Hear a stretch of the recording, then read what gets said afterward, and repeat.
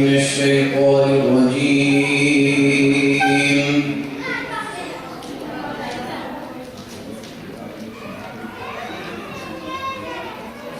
بسم الله الرحمن الرحيم.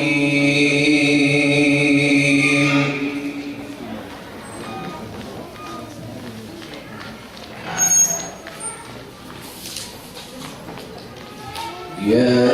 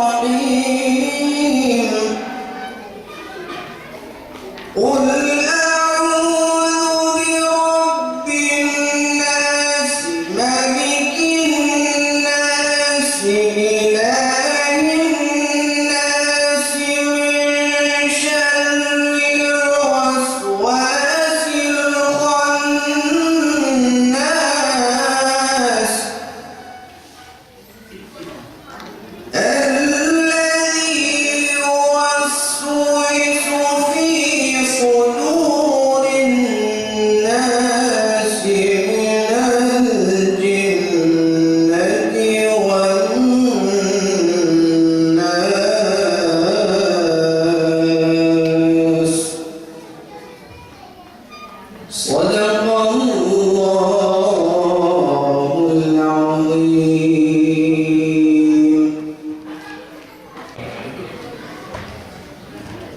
எல்லா புகழும் வல்ல அல்லாஹ் ஒருவனுக்கு.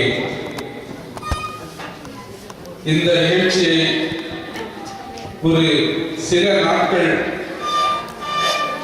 அறிவிப்பில் தொடங்கி மாஷா அல்லாஹ் இத்தனை நபர்கள் குடும்பத்துடன் வந்திருப்பது எல்லா புகழும் அந்த வல்ல நாயனுக்கு குறிப்பாகட்டுமாக. என்னுடைய உரையை தொடங்கும் முன் ஒரு சிறிய அறிவிப்பு கொடுக்க நினைக்கிறேன். முதற்கட்டமாக பரீட்சார்த்தமாக நாம் நடத்தும் இந்த நிகழ்ச்சியை, இனிவரும் காலங்களில் நாம் நடத்தக்கூடிய நிகழ்ச்சிகளை இன்டர்நெட் மூலம் நேரடி ஒளிபரப்பு செய்வதற்கு பரீட்சார்த்த முறையில் இந்த நிகழ்ச்சி முழுவதையும் நாங்கள் நேரடி ஒளிபரப்பு செய்து கொண்டிருக்கிறோம். அது nofforindia.com என்று உலகின் எந்த மூலையில் இருந்து தொலைபேசியிலோ அல்லது லேட்டா எதிர் பார்த்தாலும் இங்கு நடந்து கொண்டிருக்கின்ற நிகழ்ச்சி நேரடியாக ஒளிபரப்பு செய்யப்பட்டுக் கொண்டிருக்கிறது. அதற்குண்டான முகவரி NAF4India.com.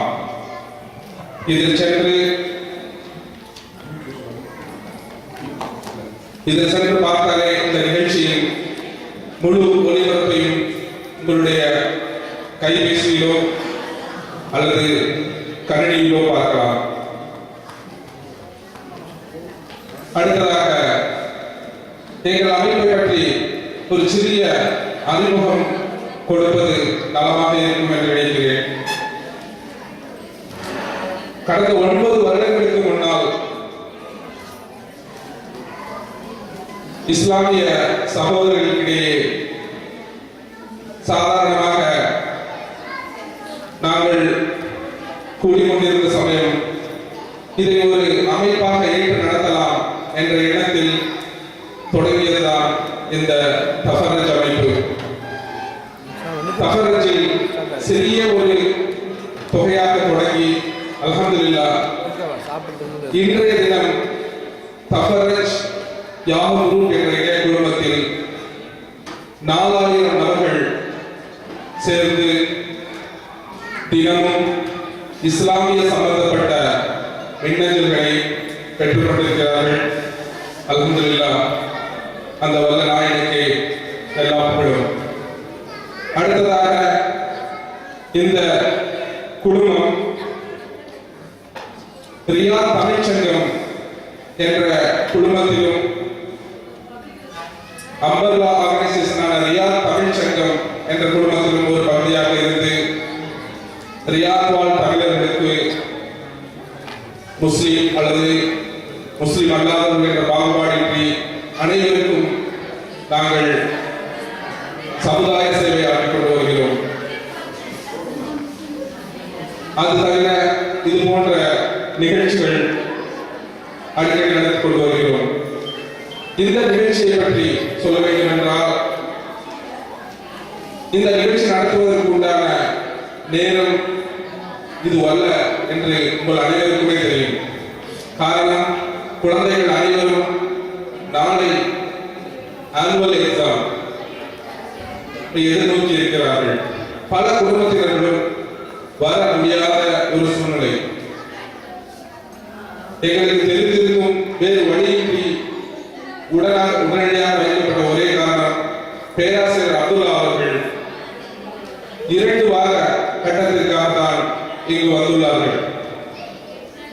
அதில் இந்த வாரம் இறுதி வாரமாக இருப்பதால் இதை தவிர்த்தால் இந்த நிகழ்ச்சி நடத்த முடியாது என்ற சூழ்நிலை வந்த காரணத்தினால், தேர்வு நேரமாக இருக்கின்ற காரணத்தினால் தேர்வை மனதில் வைத்து மாணவர்களுக்கு 100க்கு 100 மதிப்பெண் பெறுவது எப்படி என்ற தலைப்பிலும் இஸ்லாமிய குடும்பங்களை மையமாக வைத்தும் ஒரு நிகழ்ச்சி கொடுக்கலாம் என்று 4-5 முயற்சி செய்து அதற்குண்டான ஏற்பாடுகளை தொடங்கிய நேரம் சிலர் இது நல்ல நேரமில்லை என்று சொன்னாலும் பலர் முன்வந்து அவர்கள் பெயரை பதிவு செய்த காரணத்தினால் நடத்தலாம் என்ற முனைப்போடு நாங்கள் செய்தோம். இறுதியாக நேற்று அதிகாலை சகோதரர் காரி இம்ரான் அவர்களை தொடர்பு கொண்டு நீங்களும் அந்த நிகழ்ச்சியை கௌரவிக்க முடியுமா என்று கேட்டவுடன் எந்த மறுப்பும் சொல்லாது உடனே சம்மதித்தார்கள். இரவோடு இரவாக அவருக்கு ஜித்தாவில் இருந்து இங்கு வருவதற்கு விமான ஏற்பாடுகள் செய்து அல்ஹம்துலில்லாஹ் அவர்களும் உங்கள் முன் இருக்கிறார்கள். அதுபோல் அண்டர்ஸ்டாண்டிங் குர்ஆன் என்ற நிகழ்ச்சியும் தொடர்ச்சியாக நடந்து கொண்டிருக்கிறது. அதற்கு ஒரு அறிமுகம் கொடுக்க வேண்டும் என்ற நோக்கிலும் அதனை ஒரு அறிமுக வகுப்பாக இங்கு வைத்திருக்கிறோம். பல சகோதரர்களும் இன்னும் வர இருக்கிறார்கள்.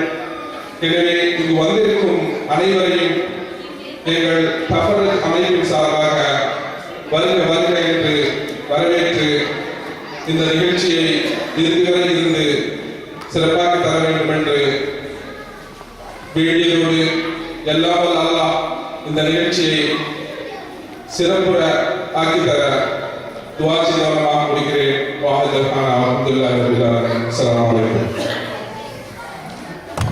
நன்றி சகோதரர்களே. சகோதரர்களே, இதோ நீங்கள் பார்த்துக் கொண்டிருக்கும் பொழுதே உணவு வந்து கொண்டிருக்கின்றது. உணவு கண்ணுக்கு முன்னாடி தெரிஞ்ச பிறகு எதுவுமே காதுக்குள்ள கூட போகாது. நம்முடைய சகோதரர்கள் உணவுக்கான ஏற்பாட்டினை வெளியே செய்து கொண்டிருக்கும் பொழுது நாமும் சிறிது ரசிக்கக்கூடிய ஒரு சில சம்பவங்களை பகிர்ந்து கொள்ளலாம் என நினைக்கிறேன். சகோதரர் ஃபக்ருதீன் அவர்கள் நம்மிடையே சிலேடை பழமொழிகளை உங்கள் முன்னாலே நாம் உணவு அருந்துவதற்கு முன்னதாக தருவார். செவிக்கு உணவு சேர்ந்து வயிற்றுக்கு மீதப்படும் என்று சொல்வார்கள். ஆகவே வயிற்றுக்கு ஒரு உணவு ரெடியாகி கொண்டிருக்கிறது. அதுவரை சில இடையான விடுதலைகள் ஆங்கிலத்தில் பணி என்று சொல்வார்கள். அந்த விடுதலைகளை நாம் கேட்டு யார் வேண்டுமானாலும் பதில் சொல்லலாம். ஒரு ஏழை விவசாயி இடத்துல ஒரு வங்கி அதிகாரி, ஒரு பேங்க் ஆபீசர் வந்து 2 கேள்வி கேட்கிறார். அந்த 2 கேள்வியும் அவர் ஒரே பதில் தான் சொல்றார். என்ன 2 கேள்வினா, முதல் கேள்வி உன்னுடைய பெயர் என்ன, வாட் இஸ் யுவர் நேம். ரெண்டாவது கேள்வி கடனெல்லாம் கட்டிட்டியா, கடனை அடைத்து விட்டாயா அப்படின்னு கேட்கிறார். இந்த 2க்கு அவர் ஒரே பதில் தான் சொல்றார். என்ன பதில் தெரியுமா? யாரு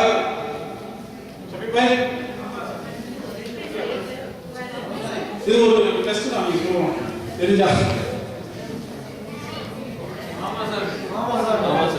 கொஞ்சம் அவர்களை முன்னாடி தெரிஞ்சுக்கோங்க. இல்ல அதாவது பேரும் இருக்கணும், அவர் சொல்றது அவருடைய பேரும் இருக்கணும்.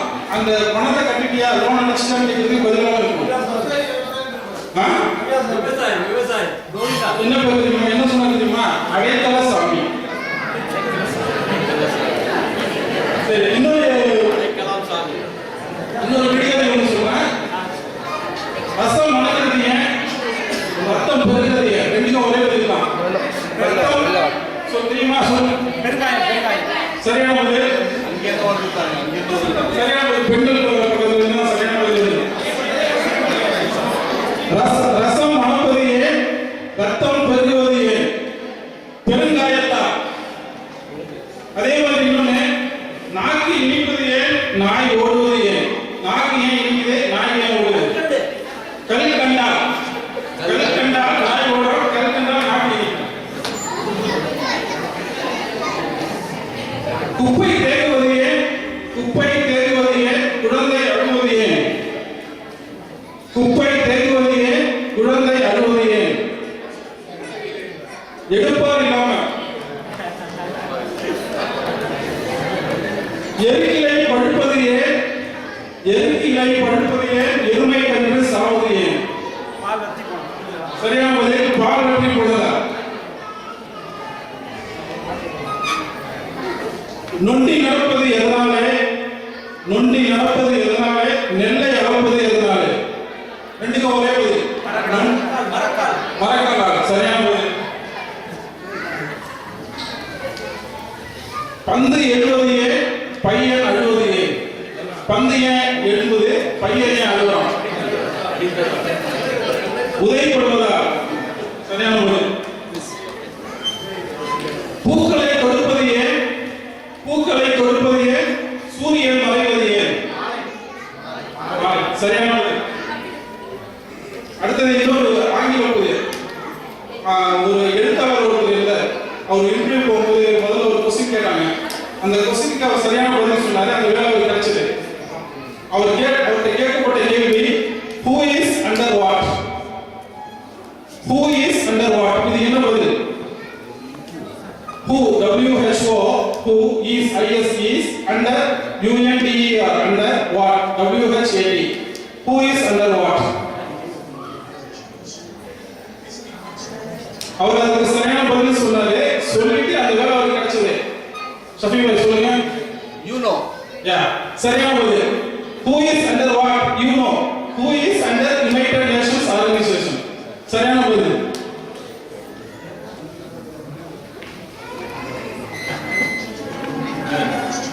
இன்னொரு இந்தியாவுக்கு ஒரே ஒரு இது. காடு குறைவது ஏன், கால்வாய் நீள்வது ஏன்? வெட்டுவதா? சரியான பதில். எல்லா சுலபமும் தெரியும், அர்த்தமும் தெரியும். ஆனால் வார்த்தைகள் அர்த்தத்துக்காக குரான் புரிந்து கொள்ள முடியல. இன்ஷால்லாம் சகோதரர் மனசில் கூட இந்த ஒரு டெமோ கிளாஸ் இருப்பாங்க. அந்த டெமோ கிளாஸ் மூலமாக நீங்கள் வந்து அண்டர்ஸ்டாண்ட் பண்ணிக்கலாம். இவ்வளோ ஈஸி குரான், இந்த இவ்வளோ ஈஸியான குரானை நம்மளால இது வரைக்கும் முயற்சி இருக்குல்ல அப்படின்ற ஒரு எண்ணம் இருக்கும். இன்ஷால்லாம் சகோதரர் மனசில் அவர்களை நடைபெறும். அஸ்ஸலாமு அலைக்கும்.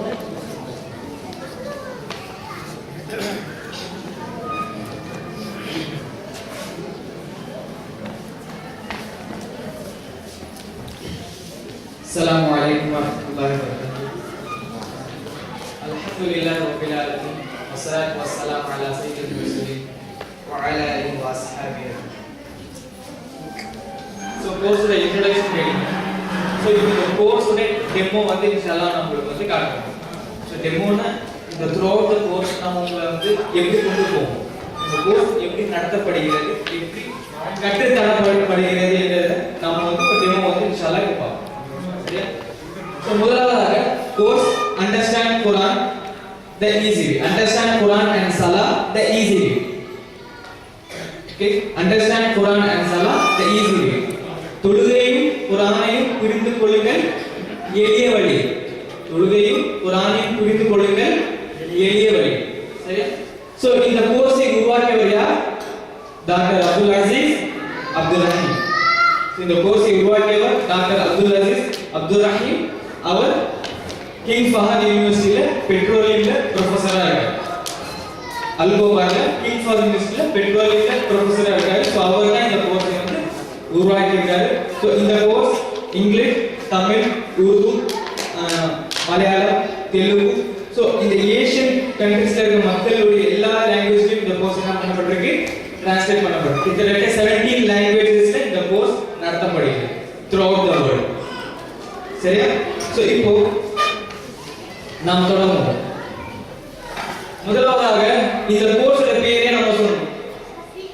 தொழுகையும் குர்ஆனையும் புரிந்து கொள்ளுங்கள் எளிய வழி, the easy way. சோ இந்த easy way ஏன் வருது அப்படி பாத்தீங்கன்னா அல்லாஹ்வே சொல்றான். என்ன சொல்றான்? வலகத் யஸ்ஸர்னா குர்ஆன லிஸ்ஸிக்ர். வலகத் யஸ்ஸர்னா குர்ஆன லிஸ்ஸிக்ர் அப்படினா மேலும் நிச்சயமாக நாம் குர்ஆனை எளிமையாக்கி விட்டோம் நீங்கள் நல்லுபதேசம் பெறுவதற்கு. அதுக்கப்புறம் அல்லாஹ் என்ன சொல்றான்? ஃபஹல் மின் முத்தகீர். எனவே நல்லுபதேசம் பெறக்கூடியவர் யாரோ இருக்கீங்களா அப்படின்னு கேட்கிறான். சரியா? சோ இந்த ஆயத்தை என்ன புரியுது? அல்லாஹ் ஃபர்ஸ்ட் என்ன சொல்றான்? குர்ஆனை நாங்க என்ன செஞ்சோம்? ஈஸியா ஆக்கிட்டோம். குர்ஆன் ஈஸி அப்படினா எதுக்கு? இப்போ ஒரு சப்ஜெக்ட் இருக்கு ஸ்கூல்ல. அப்போ நம்ம ஸ்கூல்ல படிக்கும்போது ஒரு சப்ஜெக்ட் நம்ம ஈஸியா எடுப்போம், ஒரு சப்ஜெக்ட் ரொம்ப கஷ்டம் அப்படின்னு சொல்லுவாங்க. சோ ஒரு சப்ஜெக்ட் ஈஸி அப்படினா அந்த சப்ஜெக்ட் எதுக்கு ஈஸி? அதை படிக்க, அதை புரிந்து கொள்ள, அதை நம்ம வொர்க் அவுட் பண்ண அதை அப்ளை பண்ண எல்லா விதத்திலும் ஈஸியா இருக்கிற சப்ஜெக்ட் நம்ம என்ன சொல்லுவோம் ஈஸி சொல்லுவோம் சோ அதே போல அல்லாஹ் என்ன சொல்றான் நான் குர்ஆனை எளிமையாக்கி விட்டோம் குர்ஆன் எளிமை அப்படின்னா எதற்கு அதை படிப்பதற்கு அதை புரிந்து கொள்வதற்கு மேலும் அதை என்ன செய்யணும் நடைமுறைப்படுத்துவதற்கும் இலகுவானது இந்த குர்ஆன் சோ ரசூலுல்லாஹ் என்ன சொல்றாங்க கைருக்கும் மன் தஅல்லம குர்ஆன வ அல்லமஹு கைருக்கும் மன் தஅல்லம குர்ஆன வ அல்லமஹு அப்படினா உங்களுக்கு சிறந்தவர் குர்ஆனை தானும் கற்று பிறருக்கு என்ன செய்வார் அதை கற்றுக் கொடுப்பார் சரி சோ இப்போ நம்மளுடைய கருத்து பார்ப்போம் குர்ஆனை பற்றி நமது கருத்து சோ இதுக்கு முன்னாடி நம்ம என்ன பார்த்தோம் குர்ஆனை பற்றி அல்லாஹ் என்ன சொல்றாங்கன்றத பார்த்தோம் அதுக்கு நபி ஸல்லல்லாஹு அலைஹி வஸல்லம் அதோட சிறப்பா என்ன சொல்றாங்க அப்படின்றத நம்ம பார்த்தோம் சரியா சோ இப்போ நம்மளுடைய கருத்தை நம்ம பார்ப்போம் குர்ஆனை பற்றி நமது கருத்து புரிந்து கொள்வது சாதாரண காரியமா என்ன சோ குர்ஆனை புரிந்து கொள்வது சாதாரண காரியமா என்ன அப்படி நம்ம நினைச்சோம் அரபி மொழியும் தெரியாம எப்படி படிப்பது சோ குர்ஆன் எந்த லாங்குவேஜ்ல இருக்கு அரபிக்ல நமக்கு அரபிக் லாங்குவேஜ் தெரியுமா தெரியாது சோ லாங்குவேஜ் தெரியாம எப்படி படிப்பது சோ அது என்ன ரொம்ப கஷ்டம் ரொம்ப கஷ்டம் யார் சொல்றா நமக்கு எல்லாம் இது புரியுமா இது சொன்னது யார் இது சொன்னது யார் இது சொன்னது யார் ஷைத்தான் இது சொன்னது யார் ஷைத்தான் நபி ஸல்லல்லாஹு அலைஹி வஸல்லம் என்ன சொன்னாங்க நம்மில ஒவ்வொருவரும் யார் இருக்கா ஒரு ஷைத்தான் இருக்கிறார் ஷைத்தான் என்ன செய்வான் நம்மளை வழி எடுத்துக் கொண்டே இருப்பான் சோ அதே ஷைத்தான் என்ன செஞ்சான் குர்ஆனை புரிந்து கொள்வது ரொம்ப கடினம் என்ற எண்ணத்தை என்ன செஞ்சா நமக்குள்ள வந்து போட்டு வச்சிட்டோம் சோ அதெல்லாம் நம்ம என்ன சொல்றோம் அரபிக் லாங்குவேஜ் தெரியாம அரபிக் லாங்குவேஜ் ரொம்ப கஷ்டம் சோ அது தெரியாம குர்ஆனை புரிந்து கொள்வது ரொம்ப கஷ்டம் அப்படின்னு நம்ம எண்ணி இருக்கோம் இப்போ இந்த ஷைத்தான் உடைய நம்ம ஒரு பயோடேட்டா பார்ப்போம் ஷைத்தானுடைய பயோடேட்டா நம்ம ஒரு கம்பெனிக்கு ஜாபுக்கு போகும்போது என்ன செய்வோம் ஒரு பயோடேட்டா கிரியேட் பண்ணுவோம் அது என்ன இருக்கும் நம்ம எப்போ பிறந்தோம் நம்மளுடைய ஏஜ் என்ன ப்ரீவியஸ் எக்ஸ்பீரியன்ஸ் என்ன படிச்சோம் எந்த காலேஜ்ல படிச்சோம் எந்த ஸ்கூல்ல படிச்சோம் நம்ம ப்ரீவியஸ் எக்ஸ்பீரியன்ஸ் என்ன அப்படிலாம் பார்ப்போம் இல்லையா சோ யாருக்கு வந்து முன்னுரிமை கொடுக்கப்படும் கம்பெனில நிறைய எக்ஸ்பீரியன்ஸ் உள்ளவர் அப்படிதானே சோ இப்போ இந்த ஷைத்தானோட பயோடேட்டா நம்ம பார்ப்போம் சோ ஷைத்தான் எப்போ தெரிஞ்சிருக்கான் 1400 வருடம் முஹம்மது நபி ஸல்லல்லாஹு அலைஹி வஸல்லம் அந்த காலத்துல இருக்கிறான் ஷைத்தான் ஈசா அலைஹிஸ்ஸலாம் அந்த காலத்துல இருக்கிறான் ஷைத்தான் இப்ராஹிம் அலைஹிஸ்ஸலாம் அந்த காலத்துல இருக்கிறான் ஷைத்தான் எப்போ தெரிஞ்சிருக்கான் ஆதம் அலைஹிஸ்ஸலாம் பிறந்தாங்க இல்லையா சோ அதுக்கு முன்னாடி இருந்து ஷைத்தான் என்ன செய்றான் இருக்கிறான் அப்போ அவருடைய எக்ஸ்பீரியன்ஸ் எவ்வளோ பல்லாயிரக்கணக்கான வருடங்கள் அப்ப என்ன செய்வோம் நம்ம என்ன செஞ்சிருக்கோம் உடனே அவனுக்கு வந்து ஜாப் கன்ஃபார்ம் பண்ணிட்டு நம்ம மனசுக்குள்ள வச்சிருக்கோம் என்ன பண்ணிட்டோம் இவன் நிறைய எக்ஸ்பீரியன்ஸ் இருக்கு குர்ஆன் இப்போதானே வந்திருக்கு இதுல நிறைய எக்ஸ்பீரியன்ஸ் இருக்கு அதான் என்ன செஞ்சோம் அவன் ஜாப் கன்ஃபார்ம் பண்ணி அவன் மனசுக்குள்ள நம்ம உட்கார வச்சு சோ அதனால தான் நம்ம இது வரைக்கும் என்ன சொல்லிருக்கோம் குர்ஆனை புரிந்து கொள்வது ரொம்ப கஷ்டம் சோ ஷைத்தான் நின்று கொள்ளேன் இறைவனே அவர்கள் எழுப்பப்படும் நாள் வரை எனக்கு அவகாசம் கொடுப்பாயாக என்று அவன் யார்கிட்ட கேட்டான் அல்லாஹ்வை கேட்டான் அதுக்கு அல்லாஹ் என்ன ஆன்சர் சொன்னான் நிச்சயமா நீ அவகாசம் கொடுக்கப்பட்டவர்களில் உள்ளவர் சோ என்ன கூறினான் குறிப்பிட்ட காலம் வரை நீ என்ன செய்யலாம் இந்த மக்களை என்ன செய்யலாம் வழி எடுத்துக்கொண்டு இருக்கலாம் அப்பொழுது உன் கண்ணியத்திற்கு சத்தியமாக நிச்சயமாக நான் அவர்கள் யாவரையும் வழி கெடுப்பேன் என்று யார் சொன்னான் ஷைத்தான் சொன்னான் அவர்களில் உன் பரிசுத்த அடியார்களை தவிர சரியா சோ ஷைத்தானுக்கு என்ன அங்க ஃபுல் ஆக்சஸ் கிடைக்கல ஷைத்தான் அல்லாஹ் என்ன சொன்னான் உனக்கு வந்து நீ செய்யலாம் ஓகே அப்படி கிராண்டட் ஆனா ஷைத்தானுக்கு என்ன கிடைக்கல அந்த ஃபுல் ஆக்சஸ் கிடைக்கல இங்க என்ன இருக்கு ஒரு எக்ஸெப்ஷன் இருக்கு என்ன இருக்கு பரிசுத்த அடியார்களை தவிர பரிசுத்த அடியார்கள் யார் அல்லாஹ்வுக்கு பயந்து நடப்பவர்கள் தொழக்கூடியவர் தன்னுடைய தூதரை அல்லாஹ்வுடைய தூதரை பின்பற்றுபவர்கள் சோ அல்லாஹ்வை பயந்து நடக்கணும்னா நம்ம என்ன நடக்கணும் எது எடுக்கணும்? குர்ஆன் சுன்னா. சோ இது ரெண்டு தான் எப்படி நடந்து கொள்ள முடியும்? நல்லடிமைகளாக நாம் அல்லாஹ்வுடைய அச்சத்தை கொண்டு நாம் நல்லடிமைகளாக இந்த உலகத்தில் நடந்து கொள்ள முடியும். சரியா? ஷைத்தானின் காரணம்.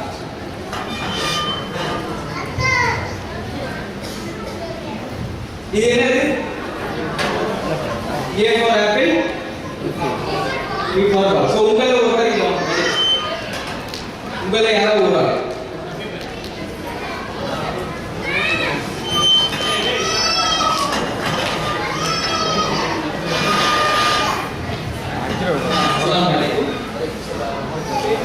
मोहम्मद शफी சரி ஓகே நீங்க மாறே இந்த பக்கம் இப்போ எங்க வீட்டுக்கு வந்து யார் வந்திருக்கா? ஷஃபி பாய் வந்து எங்க வீட்டுக்கு வந்திருக்காங்க. விருந்தாளி என்ன செஞ்சிருக்காங்க? நான் இன்வைட் பண்ணேன், அவங்க என்ன செஞ்சிருக்காங்க? எங்க வீட்டுக்கு வந்திருக்காங்க. சரி, அவங்க வந்திருக்கும் போது நான் என்ன சரி என் தம்பி சின்ன பையன் அவன் வந்து எல்கேஜி படிக்கிறான். நான் என்ன சொல்றேன்? அங்கிள் வந்திருக்காரு, அங்கிள் வந்திருக்காரு. இவர்கிட்ட போய் நீ என்ன செய்யி? நீ ஸ்கூல்ல என்ன படிச்சு அது என்ன போய் அந்த பையன் அங்கிள்கிட்ட போய் சொல்லி காட்டு அப்படின்னு அப்ப அந்த பையன் என்ன சொல்லுவாங்க? நார்மலாக குழந்தைகள் கேட்கும்போது அவங்க என்ன சொல்லுவாங்க, சின்ன எலிமெண்ட்ரி லெவலில் first standard A for apple, B for power, ஆ ஃபார் அணில், ஆ ஃபார் ஆடு. ஸோ அப்போ ஷஃபி பாய் என்ன சொல்லுவாங்க இந்த பையனை பார்த்து? பரவாயில்லையே, நல்லா கற்றுக்கிட்டு வர, அதெல்லாம் கற்றுக்கிட்டு வர, வெரி குட் அப்படின்னு சொல்லிட்டு 5 ஸ்டார் 5 ஸ்டார் கொடுப்பாரு, கிஃப்ட் கொடுப்பாரு. ஸோ அப்ரிஷியேட் பண்ணுவார். நம்ம என்ன சொல்லுவாரு? பையன் நல்லா படிக்கிறான், பரவாயில்ல, நல்லா உயர்வான இடத்துக்கு பையனை செஞ்சிருவான், வந்துடுவான் அப்படின்னு டேரக்டா சொல்லிட்டு துவா செஞ்சுட்டு போவார். சரியா? இப்போ இதே சூழ்நிலை வந்து ஒரு 20 இயர்ஸ் அப்புறம் வராது. அப்படி திருப்பி எங்க வீட்டுக்கு வராரு. நான் திருப்பி என் தம்பியை கூப்பிட்டு சொல்றேன், இவர் என்ன பண்ணிட்டாரு? இன்ஜினியரிங் முடிச்சிட்டாரு, இப்போ ஜாப் சீக்கிங்ல இருக்காரு, இவர் வந்து இந்த கிரேட்ல முடிச்சாரு, இவர் அங்க முடிச்சாரு, எல்லாம் நான் அவரோட இன்ட்ரோடக்ஷனா சொல்லிட்டு என் தம்பியை கூப்பிட்டு அதே அங்கிள் தாமா 20 இயர்ஸ் முன்னாடி வந்தாரு, அந்த அங்கிள் வந்திருக்காரு, ஸோ நீ என்ன படிச்சோ அதை அங்கிள் சொல்லு அப்படின்னு சொல்லும்போது என் தம்பி என்ன பண்றான்? ஓடி வந்துட்டு சோஃபால உட்காந்துட்டு அங்கிள் பக்கத்துல வந்து அங்கிள் அங்கிள் நான் A for apple, B for ball, ஆ அணி, ஆ ஆடு, 1 2 3 படிச்சேன் அப்படின்னு சொல்றான். அப்ப அங்கிள் என்ன சொல்றாரு? 20 வருஷத்துக்கு அப்புறம் அந்த பையனோட ஏஜ் வந்து இப்போ 20 21 22 இருக்கு. ஒன்று பையனோட மூளை வளர்ச்சி அடைகிறது ஒன்று கிளீனாக இருக்கும். அடுத்தது அவங்க அப்பா அம்மா கூட ஏதோ பிரச்சனை இருக்கிறதா நான் நினைக்கிறேன். சரியானபடி எதுவும் கொடுக்கல அப்படின்னு, இல்லாட்டி ஸ்கூலுக்கே அனுப்பல. இந்த மாதிரி ஒரு 3 தான் பார்க்கலாம்.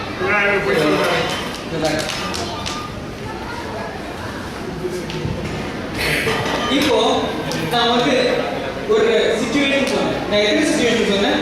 ஒரே ஒரு சிச்சுவேஷன் தான் சொன்னேன். அதே சிச்சுவேஷன் நான் வேற வேற சிச்சுவேஷன் சொல்லல. ஒரே சிச்சுவேஷன் 2 தடவை அக்கல் ஆகும். ஒரே ஸ்கூலுக்கு ஒரே சிச்சுவேஷன் ஆகுது 2 தடவை அக்கல் ஆகும். ஆனா 2 தடவை அக்கல் ஆகும்போது என்ன சொல்றாரு? ஃபர்ஸ்ட் தடவை என்ன சொல்றாரு? பாராட்டுறாரு, இந்த பையன் நல்லா வருவான் அப்படின்னு சொல்லிட்டு போறாரு. ஸோ அதே 20 இயர்ஸ் அப்புறம் வரும்போது அவர் என்ன சொல்லிட்டு போறாரு? இவன் உருப்பட மாட்டான், இவன் உருப்பட மாட்டான், அவ்வளவுதான், இந்த குடும்பமே பைத்தியம் போல இருக்கு, இவன் என்ன கூப்பிடாத வீட்டுக்கு சொல்லிட்டு போயிடுவான். சரி, ஸோ இந்த ஒரு சூழ்நிலை வந்து சிரிப்பதற்கு அல்ல. இந்த சூழ்நிலை வந்து நம்மளுடைய லைஃப்ல வந்து நம்ம அப்படியே அப்ளை பண்ணி பார்ப்போம். ஸோ நம்ம இன்ஜினியரிங் முடிக்கிறோம், டாக்டரேட் முடிக்கிறோம், எல்லாமே முடிக்கிறோம். பட் குரான்ல நம்ம இந்த அளவுக்கு இருக்கும். ஸோ அதே சின்ன வயசுல இருக்கும்போது நம்ம மதரசா போனோம், அலிஃப் பே படிச்சோம், அலிஃப் ஜவரா, அலிஃப் ஜேரி, அலிஃப் பே ஷூ அதெல்லாம் நம்ம சேர்த்து படிச்சோம். ஸோ ரிசைட்டேஷன் நம்ம தெரிஞ்சுப்போம். ஆனா அது நமக்கு ஏதாவது கிராஜுவேட் கிடைச்சதா அப்படின்னு கேட்டா இல்லை. ஸோ நம்ம 40 இயர்ஸ் ஆகுது, 50 இயர்ஸ் ஆகுது, இப்போ குரான்ல என்ன தெரியும் அவங்க கேட்டா என்ன சொல்லுவோம்? நம்ம என்ன குரான் ஓத தெரியும், அவ்வளவுதான். ஸோ அதுலேயே நம்ம என்ன செய்யல? வளர்ச்சி அடையும். ஸோ அதே போல இன்ஜினியரிங் முடிச்சிருக்காங்கன்னா அவர் இன்ஜினியர் எல்லாம் படிச்சா என்ன சப்ஜெக்ட் பண்றாரு அப்படின்னு பேசினா பேசிட்டே இருப்பார். ஸோ அதுலேயே கிராஜுவேட் ஆகக்கூடிய நாம ஸோ குரானை ஒரு கைடன்ஸா லைஃப் கைடன்ஸை எடுக்கக்கூடிய நம்ம என்ன செஞ்சோம்? அதை வந்து விட்டுட்டு அதுல வந்து இன்னும் அந்த கீழ் படியிலே நம்ம என்ன செஞ்சிருக்கோம்? இருந்து கொண்டு இருக்கோம். ஸோ ப்ராக்டிக்கலா சொல்லணும் அப்படின்னா நமக்கெல்லாம் வந்து கம்ப்யூட்டர் கேம் விளையாடணும் இல்லையா? ஸோ கம்ப்யூட்டர் கேம்ல கார் ரேஸ். ஸோ கார் ரேஸ்ல பாத்தீங்கன்னா எல்லா கேம்லயும் ஒரு லெவல் இருக்கும். லெவல் 1 லெவல் 2 லெவல் 5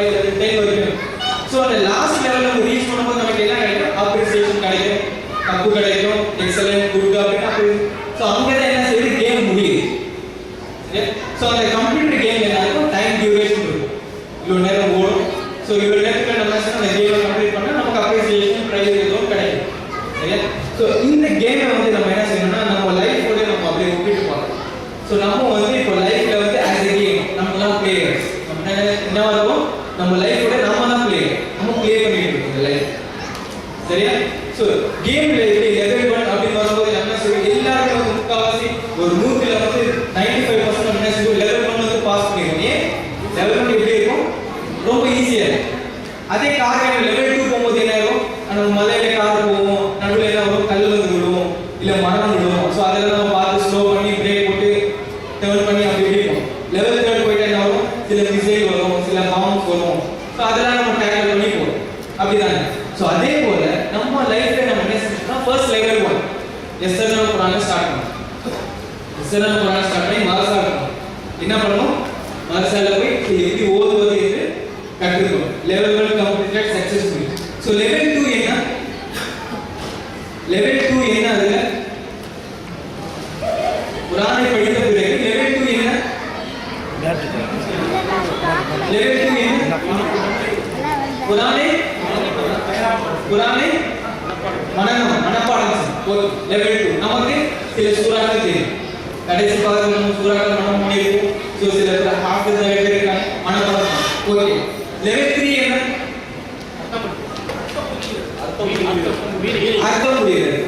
ஸோ அல்லாஹ் என்ன சொல்றாரு பத்தி, கிதாபுன் அன்ஸல்னாஹு இலைக முபாரக்குன் லியதப்பரு ஆயாத்திஹி வலியததக்கரு உலுல் அல்பாப். ஸோ கிதாப் இது ஒரு வேதம், அன்ஸல்னாஹு நம்ம என்ன செஞ்சோம், இறைவன் இலைக உண்மையை முஹம்மது ஸல்லல்லாஹு அலைஹி வஸல்லம் மீது முபாரக்.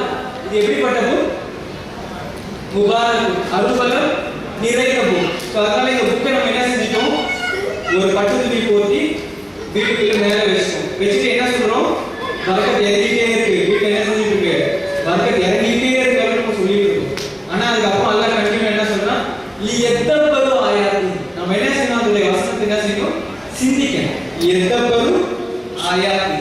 அதுக்கப்புறம் என்ன சொல்றான், வலியததக்கரு உலுல் அல்பாப். யார் அறிவுடையவர்களாக இருக்காங்களோ அவங்க என்ன செய்வாங்க, அதுல இருந்து நல்லுபதேசம் பெறுவாங்க. ஸோ நமக்குலாம் அறிவு இருக்குல்ல, ஸோ நம்ம அது நல்லுபதேசம் பெறணும், நம்ம என்ன செய்யணும், சிந்திக்கணும். ஸோ சிந்திக்கணும் என்ன செய்யணும், சிந்திக்கணும் என்ன செய்யணும், குரானை ஓதணும். அதுக்கான முயற்சி நம்ம என்ன செய்யணும், எடுக்கணும். ஸோ திட்டமிடுவதை தோல்வியிட திட்டமிடுகிறது. எனவே ஸோ ஏதாவது ஒரு செயல் தொடங்குவதற்கு முன்னால் நம்ம என்ன செய்ய வேண்டும், அதற்கான திட்டத்தை நம்ம வந்து தீட்ட வேண்டும். எனவே முதலில் நோக்கத்தை புரிந்து கொள்ளும். நாம் இங்கே இந்த கோர்ஸ் எதற்கு, இந்த நோக்கத்தை நாம் என்ன செய்வோம், ஃபர்ஸ்ட் புரிந்து கொள்ளும்.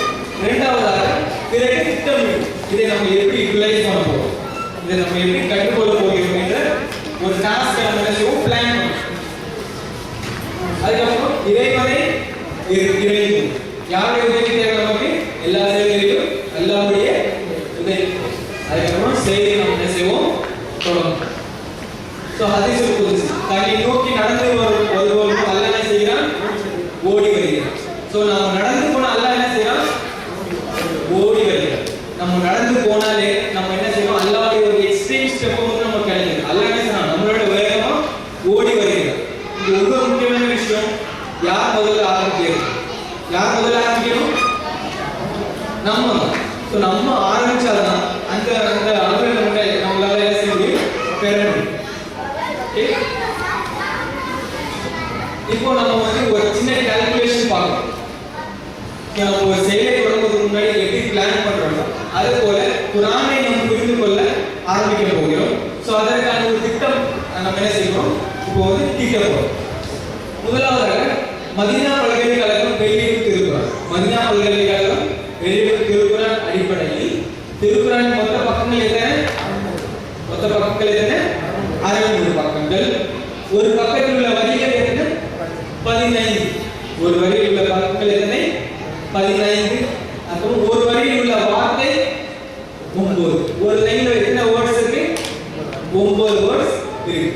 அதுக்கப்புறம் ஒவ்வொரு பக்கத்திலும் உள்ள வார்த்தைகள் சுமார் 130. சரி. சோ அந்த 15 வரிகளில் இருக்கிற வார்த்தை எத்தனை, மொத்தம் 130. 30 வார்த்தைகள். அதன் பிறகு 130 × 600 டோட்டல் எத்தனை வார்த்தை இருக்குனால 78000 வார்த்தை இருக்கிறது. ஸோ ஏற்கனவே நம்ம என்ன நினைச்சிருக்கோம், குர்ஆனை புரிந்து கொள்வது ரொம்ப கஷ்டம் அப்படின்னு சொல்லிட்டு இருக்கோம். இப்போ இந்த கால்குலேஷன் என்ன சொல்லுது, 78000 வார்த்தை இருக்கு. அப்போ உள்ள இருக்கிற அந்த எப்படி என்ன சொல்றாரு, இது ரொம்ப கஷ்டம், வெளியே போக பாரு அப்படின்னு என்ன மைண்ட் டைவர்ட் பண்ண ஆரம்பிச்சிடும். ஸோ இது அது எப்படி ஈஸி அப்படின்றத நம்ம இன்ஷாஅல்லாஹ் தொடர்ந்து பார்க்கலாம்.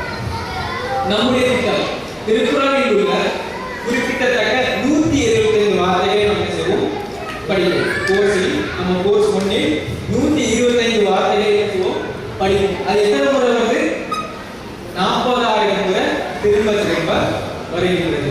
ஸோ குர்ஆன்ல நம்ம பெறக்கூடிய முக்கியமான விஷயம் என்னன்னு கேட்டீங்கன்னா, நம்ம குர்ஆனுடைய வார்த்தைகள் வந்து ரிப்பீட்டேஷன் நிறைய பார்க்கணும். அல்லாஹ் என்ன செய்யறா, ஒரு வார்த்தையை வந்து ஒரு முறை மட்டும் யூஸ் பண்ணாமல் அந்த வார்த்தை என்ன செய்யுது, பல முறை ரிப்பீட் ஆகுது. ஸோ அதன் அடிப்படையில் இந்த 125 வார்த்தைகள் எத்தனை முறை ரிப்பீட் ஆகுது, 40000 முறை ரிப்பீட் ஆகுது. Out of 78,000.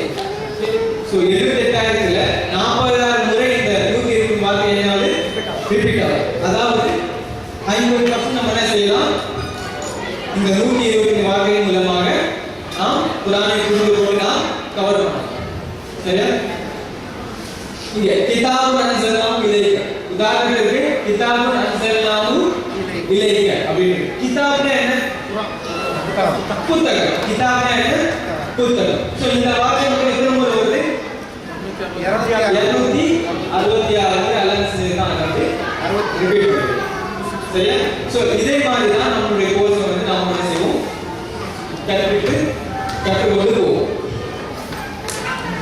எப்படி பெயர் சொல் ஒருமை பன்மை வினை. சோ ஒரு லாங்குவேஜ் எடுத்துட்டோம் அப்படின்னா அது என்ன இருக்கும், கண்டிப்பா கிராமர் இருக்கும். சரியா? சோ நம்ம இந்த கோர்ஸ்ல இந்த குர்ஆனை புரிந்து கொள்வதற்கு பேசிக் எந்த அளவுக்கு கிராமர் தேவையோ அதை மட்டும் எடுத்துக்கொண்டு நாம் அதிகமாக ஃபோக்கஸ் பண்ண வேண்டியது வார்த்தை, vocabulary. சரியா? உதாரணத்துக்கு கிதாப்னா என்ன, அது ஒரு புத்தகம், அவ்வளவுதான். அதுக்கு நம்ம வந்து கிராமட்டிக்கலா என்ன செய்ய வேண்டாம், அது நம்ம யூஷியல் ஸ்டேஜ்ல பார்க்க வேண்டும்.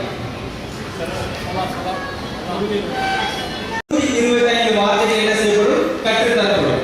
எதிலிருந்து, சூரத்துல் ஃபாத்திஹா, மேலும் 6 சிறிய சூறாக்கள், 6 சிறிய சூறாக்கள், திக்ருகள் மற்றும் துஆக்கள்.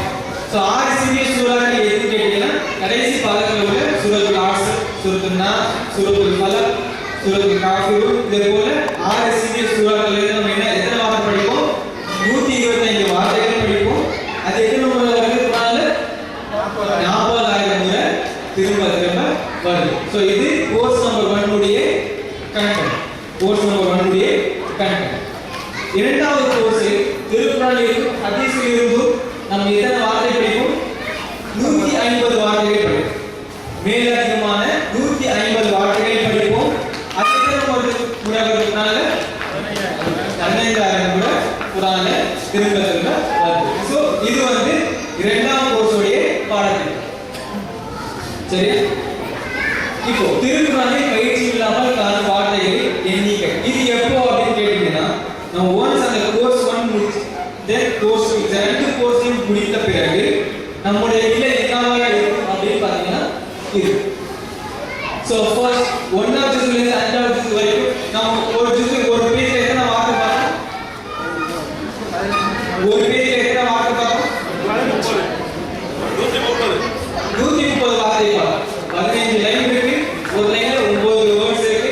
சோ டோட்டல் எத்தனை வார்த்தை பார்த்தோம், 130 வார்த்தை பார்த்தோம். நம்ம இந்த கோர்ஸ் 1 கோர்ஸ் 2 முடித்த பிறகு நமக்கு ஜுஸ் 1 ல இருந்து ஜுஸ் 5 வரைக்கும் ஒரு பேஜ்ல 12 வார்த்தை என்னவா இருக்கும், புதிய வார்த்தைகளாக இருக்கும். 12 வார்த்தை புதிய வார்த்தைகளாக இருக்கும். சோ மீதமுள்ள வார்த்தை என்னவா இருக்கும், ஏற்கனவே நாம் கோர்ஸ் 1லும் கோர்ஸ் 2லும் படிக்கிறோம். அதன் பிறகு 6வது ஜூஸ்ல இருந்து 28 வரைக்கும் எத்தனை வார்த்தை புதிய வார்த்தைகளாக இருக்கும், 6 புதிய வார்த்தைகளாக இருக்கும். இதுல ஒரு பக்கத்தில் எத்தனை வார்த்தை, ஒரு பக்கத்தில் மொத்தம் எத்தனை வார்த்தை, 130 வார்த்தைகள்ல புதிய வார்த்தைகளாக. மீதமுள்ள வார்த்தைகள் நாம் என்ன செஞ்சிருக்கோம்? கோர்ஸ் 1 இரண்டாம் கோர்ஸில் படித்திருக்கோம். அதே போல கடைசியில் உள்ள 2 சிசுக்களிலும் 12 புதிய வார்த்தைகளாக இருக்கும். மீதமுள்ள வார்த்தைகள் நாம் எதில் முடித்திருக்கோம்? கோர்ஸ் 1 கோர்ஸ் 2 முடித்திருக்கோம். ஸோ நம்ம என்ன யூஸ் பண்றோம் இந்த கோர்ஸ்ல? மேலதிகமா நம்ம என்னென்ன யூஸ் பண்றோம் அப்படின்னு பார்த்தீங்கன்னா டோட்டல் பிசிக்கல் இன்டராக்ஷன். ஸோ உங்கள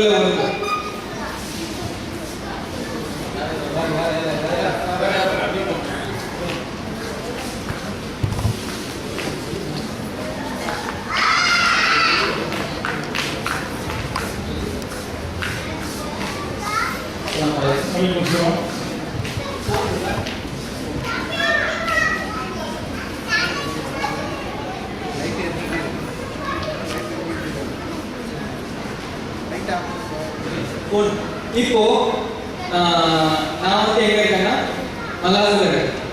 பாய் இங்கே இருக்காங்க.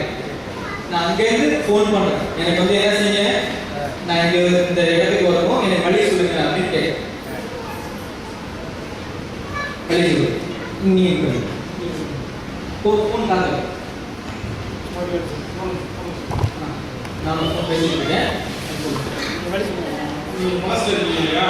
மனசில் இருக்கீங்க சிட்டியில் இருக்கீங்கன்னா சிட்டிலேருந்து ப்ரைஸ் ரோடு வந்து நேராக வாங்க. எக்ஸிட் 30 வரைக்கும் வாங்க. எக்ஸிட் 30 வந்துட்டு நீங்கள் அந்த பிரிட்ஜில் எக்ஸிட் வாங்க. எக்ஸிட் ஆகிட்டு லெஃப்ட் எடுங்க. லெஃப்ட் எடுத்துகிட்டு வந்தீங்கன்னா ஒரு ரவுண்டு போட்டு வரும். அந்த சிக்னல் இருக்கும். அந்த சிக்னலில் வந்து நீங்கள் திரும்ப யூட்டர்ன் எடுங்க.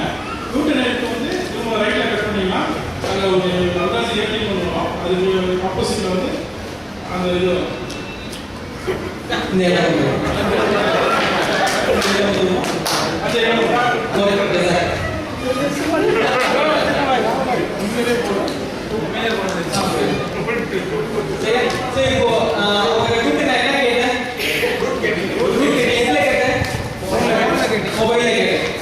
மொபைல் அவர் எங்கேயோ இருக்காரு, நான் எங்கேயோ. அவர் என்ன செஞ்சாரு?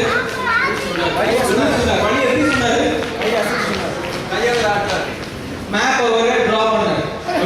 இப்படி வாங்க அப்படி வாங்க இப்படி வந்து நானும் ஸ்டைல் இல்லை, நானும் அவர் வீடியோ காலிங் இல்லை. அவர் என்ன ஆக்ஷன் காரணம் என்ன செய்யல பார்க்கல. ஆனாலும் அவர் என்ன செஞ்சாரு? ஏன் அப்படி செஞ்சாரு? ஏன் அப்படி செஞ்சாரு? ஏன் அப்படி செஞ்சாருன்னா this is the way the human brain has designed. நம்முடைய மூளை எப்படி இருக்கு அப்படிதான் டிசைன் பண்ணப்பட்டிருக்கு. நம்ம ஏதாவது எக்ஸ்பிளைன் பண்ணும்போது நமக்கு எதாவும் கை வந்து நம்ம பிராக்டிக்கலா அசைக்க ஆரம்பிக்கும். இது எதற்கு அப்படின்னு கேட்டீங்கன்னா இது என்ன செய்யும்? இந்த ஆக்ஷன் என்ன செய்யுது? இந்த ஆக்ஷன்னால நம்ம சொல்லக்கூடிய விஷயம் நம்ம மைண்ட் என்ன ஆகுது? ஈஸியா ரிஜிஸ்டர் ஆகுது. ஈஸியா என்ன ஆகுது? அது மைண்ட்ல போய் ரிஜிஸ்டர் ஆகுது. இதனால நம்ம இந்த கோர்ஸ் என்ன யூஸ் பண்ணிருக்கோம்? Total physical interaction. சோ அது என்ன அப்படிங்கறத நம்ம பார்ப்போம். சோ இந்த டோட்டல் பிசிக்கல் இன்டராக்ஷன் இருக்கு 50 வார்த்தை கொண்டு படிக்கிறீங்களா? உங்களுக்கு நம்ம பார்த்த 125 வார்த்தைகளும் என்ன செய்வோம்? இந்த டிபிஐ டோட்டல் பிசிக்கல் இன்டராக்ஷன் உதவியோட என்ன செய்வோம்? படிப்போம். அந்த பிறகு இந்த கோர்ஸில் மோட்டிவேஷனல் டிப்ஸ் என்ற சயின்டிஃபிக் குறிப்புகள் என்ன செய்யப்படும்? இந்த கோர்ஸில் வழங்கப்படும். இப்போ நம்ம சொல்ற டோட்டல் பிசிக்கல் இன்டராக்ஷன் முறையில நம்ம இந்த 6 வார்த்தைகளை என்ன செய்ய போறோம்? படிக்க போறோம். இந்த 6 வார்த்தைகளை டோட்டல் பிசிக்கல் இன்டராக்ஷன் மூலமாக படிக்க போறோம். சோ இந்த 6 வார்த்தைகள் என்ன? தமிழ்ல அவன், அவர்கள், நீ, நீங்கள், நான், அவன், அவர்கள், நீ, நீங்கள், நான். இது தமிழ்ல என்ன சொல்லுவாங்க? இங்கிலீஷ்ல ப்ரொனவுன்ஸ் சொல்லுவாங்க. தமிழ்ல என்ன சொல்லுவாங்க? இலக்கணம். பிரதிபெயர்ச்சொல். சோ இந்த 6 ப்ரொனவுன்ஸ் நம்ம என்ன செய்ய போறோம்? டோட்டல் பிசிக்கல் இன்டராக்ஷன் போல படிக்க போறோம். டோட்டல் பிசிக்கல் இன்டராக்ஷன் அப்படின்னா என்னன்னு கேட்டீங்கன்னா இது என்ன கை? வலது கை. Right hand. உங்களோட ரைட் ஹேண்ட் எங்க? ரைட் ஹேண்ட் ரைட் ஹேண்ட் எது? இல்ல எல்லாரும் காட்டுறோம். ரைட் ஹேண்ட் சரி. சோ நம்மளுடைய கோர்ஸ்ல இந்த ரைட் ஹேண்ட் எது இருக்கு? ஆண் பால், masculine gender. இந்த லெஃப்ட் ஹேண்ட் எது இருக்கு? பெண் பால், feminine gender. சோ இப்போ நீங்க இந்த கையை வச்சு என்ன செய்வீங்க? நான் சொல்லக்கூடிய டைரக்ஷன்ல நீங்க அப்படியே ஃபாலோ பண்ணுங்க. சோ எல்லாம் ரைட் ஹேண்ட் எடுங்க. இது என்னது? Right hand. சரி. சோ இந்த சைடு இருக்கு இல்லையா? ரைட் சைடு இருக்கு இல்லையா? இது என்னது? Third person. இது என்னது? தேர்ட் பர்சன், மூன்றாவது மனிதர் அப்படி சொல்லுவாங்க. சோ அவன் அவர்கள் அப்படிங்கிறது என்னது? மூன்றாவது மனிதர். சரி. சோ இந்த ஆப்போசிட் டைரக்ஷன் இருக்கு. இரண்டாவது மனிதர், செகண்ட் பர்சன். அண்ட் இந்த டைரக்ஷன் இருக்கு. முதல் மனிதர், ஃபர்ஸ்ட் பர்சன் தான். சரி. ஒரு விரல் ஒருமை, ஒரு விரல் ஒருமை, நான்கு விரல் பன்மை. ஒரு விரல் ஒருமை, நான்கு விரல் பன்மை. சரி. இங்க ஒருமை என்ன இருக்கு? அவர்கள். பன்மைக்கு என்ன இருக்கு? அவர்கள். சோ ஃபர்ஸ்ட் இப்போ நம்ம என்ன எடுக்கணும்? அவனுக்கு ஒரு விரல். என்ன ஒரு விரல் இருக்கு? சோ வலது கை எதற்கு? ஆண் பாலுக்கு. ஒரு விரல் ஒருமைக்கு. இந்த ஒருமை என்னவா இருக்கு? தேர்ட் பர்சன், மூன்றாம் மனிதர் இருக்கனால அந்த கை எங்க போகும்? எங்க போகும்? வலது புறம். எங்க போகும்? ஹுவா. அப்ப இது அர்த்தம் என்னது? ஹுவா. ஹுவா என்ன? அவன். ஹுவா அவன். என்ன பீ தொடர்ந்து சொல்லுங்க. ஹுவா அவன். ஹுவா அவன். ஹுவா அவன். ஹுவா அவன். ஹுவா அவன். ஹுவா அவன். அதற்கு அப்புறம் நான்கு விரல் எதற்கு? பன்மை. பன்மை. ஹும் அவர்கள். ஹும் அவர்கள். ஹும் அவர்கள். ஹும் அவர்கள். அந்த நீ. அந்த நீ. அந்த நீ. அந்த நீ. அந்தும் நீங்கள். அந்தும் நீங்கள். அந்தும் நீங்கள். அந்தும் நீங்கள். அன நான். அன நான். அன நான். அன நான். நஹ்னு நாங்கள். நஹ்னு நாங்கள். நஹ்னு நாங்கள். நஹ்னு நாங்கள். ஹுவா அவன். ஹும் அவர்கள். அந்த நீ. அந்தும் நீங்கள். அன நான். நஹ்னு நாங்கள். ஹுவா அவன். ஹும் அவர்கள். அந்த நீ. அந்தும் நீங்கள். அன நான். நஹ்னு நாங்கள். ஹுவா அவன். ஹும் அவர்கள். அந்த நீ. அந்தும் நீங்கள். அன நான். நஹ்னு நாங்கள். இப்போ நான் அரபியில சொல்றேன், நீங்க தமிழ்ல சொல்லுங்க. ஹுவா, ஹும், அந்த, அந்தும், அன, நஹ்னு. ஹுவா, ஹும், அந்த, அந்தும், அன, நஹ்னு. ஹுவா, ஹும், அந்த, அந்தும், அன, நஹ்னு. அரபியில ஹுவா, ஹுவா அரபியில ஹுவா, ஹும், அந்த, அந்தும், அன, நஹ்னு. ஹுவா, ஹும், அந்த, அந்தும், அன, நஹ்னு. ஹுவா, ஹும், அந்த, அந்தும், அன, நஹ்னு. ஹுவா, ஹும், அந்த, அந்தும், அன, நஹ்னு. இப்போ நான் ஆக்சுவலி காட்டுறேன், நீங்க அரபியில ஹுவா, ஹும், அந்த, அந்தும், அன, நஹ்னு.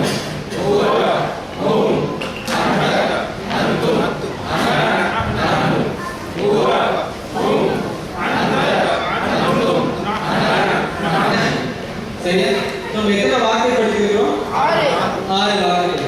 இப்போ உங்கள ஒருத்தர் வந்து இதை டீச் பண்ண. யார் வரா?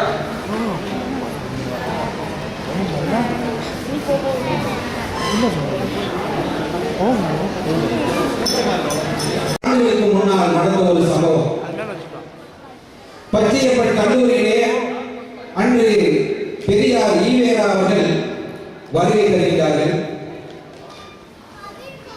அவருடைய பெரியாருடைய கருத்துக்களினால் உந்தப்பட்ட ஒரு மாணவர் ஒரு அருமையான கவிதையை எழுதி கொண்டு வருகிறார். பெரியார் அவர்களிடம் காட்டுகிறார்.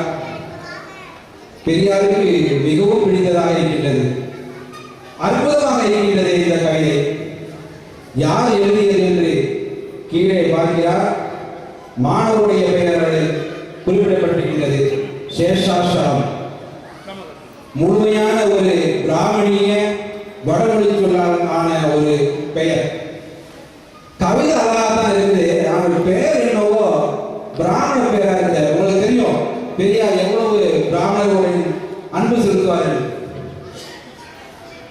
அந்த மாணவர் வேறு யாரும் இல்லை, அன்றே தனது பெயரை பெரியார் தாசனாக மாற்றிக்கொண்டவர்.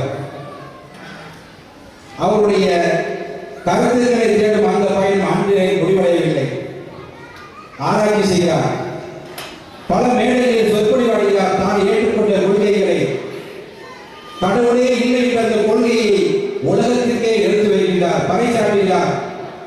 பல இதயங்களை மாற்றவும் செய்கின்றார். தான் ஏற்ற அந்த உறுதியான கொள்கைகளை மனம் வைத்து மீண்டும் தேடுகிறார். அவருடைய பயணம் தொடர்கிறது. புத்த மதத்திலே தன்னுடைய அங்கே கருத்துக்கள் இருக்கின்றது என்று கவலைப்பட்டு சித்தாந்தராக மாறுகின்றார்.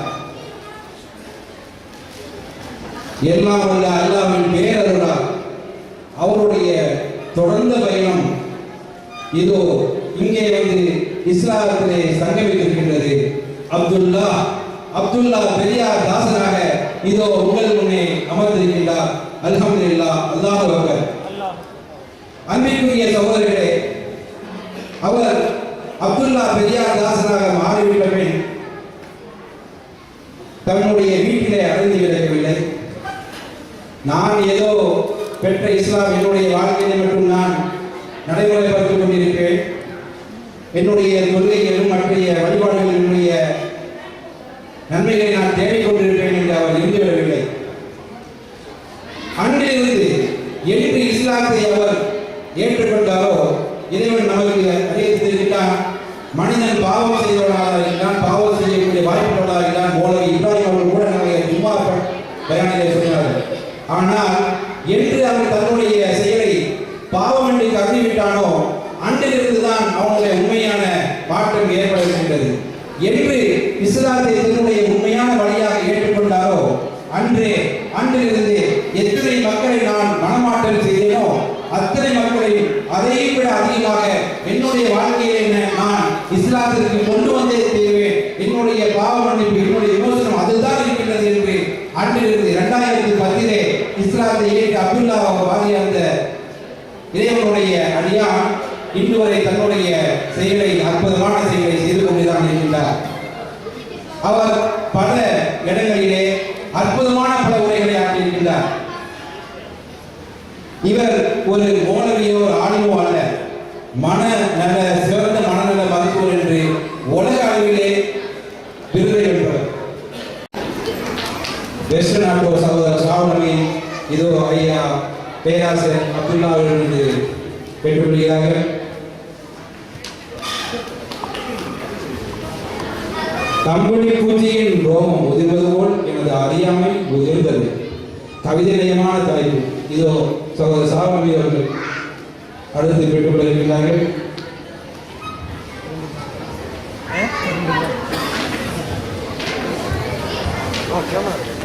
வெஸ்ட் நாட்டோ சகோதரர் சாவனமி இதோ பெற்றுக்கொள்கிறார்.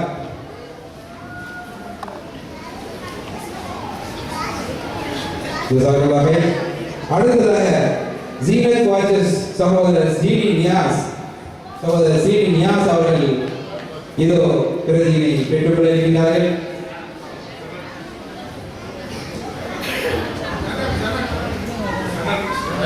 ஜனத் வாய்ஸ் சகோதரர் நியாஸ்.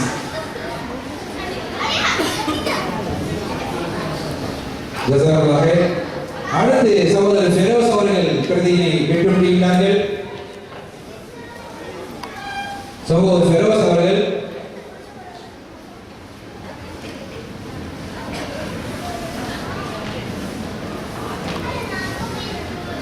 ஐயா அவர்களது சகோதரர் ஃபெரோஸ் அவர்கள் பெற்றுக்கொள்கிறார்.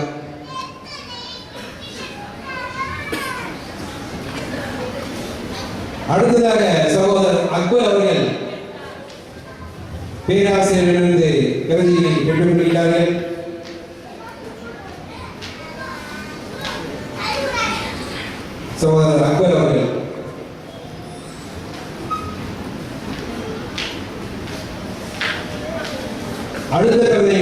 சகோதரர் விண்ணாஜ் அவர்கள் பேராசிரியரிடமிருந்து பெற்றுப்படுகிறார்.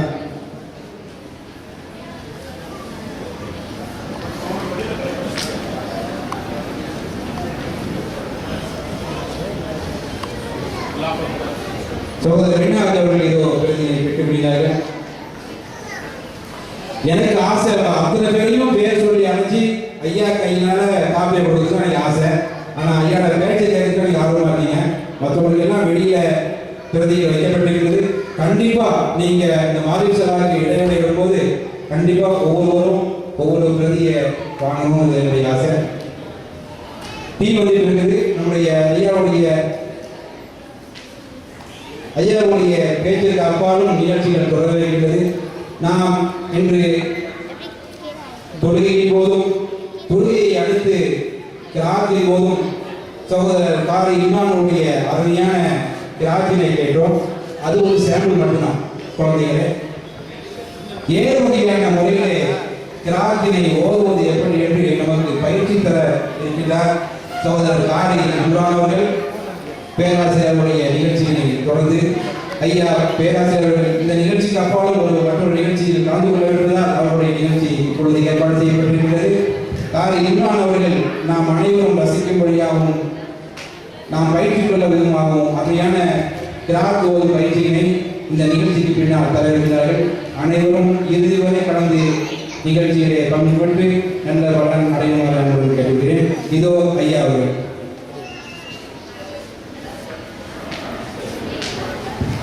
எவ்வளவோ பேர் இருந்திருப்பாங்க. அவரை மாதிரியே நற்குடியில் பிறந்தவர்கள் இருந்திருப்பாங்க. அவரை மாதிரியே விவசாயிகள் இருந்திருப்பாங்க. இன்னும் கேட்டா எழுத படித்து தெரிஞ்சவங்கதான் இருந்தாங்க. எல்லாரையும் விட்டுட்டு நபிகள் நாயகம் ஸல்லல்லாஹு அலைஹி வஸல்லத்தை இறைவன் தேர்ந்தெடுப்பதற்கு இப்படி ஒரு காரணம் இருந்திருக்கலாம். அவருடைய ஆட்டிடியூடு பொருத்தமாக இருந்தது. அவருடைய பிஹேவியர் கற்றுக்கொள்ளுகிற பிஹேவியராக இருந்தது.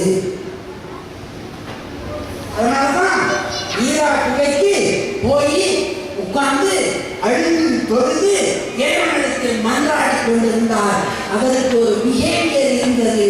நேர்மையானவராக இருந்தார். ஏழைகளுக்கு உதவுவராக இருந்தார்.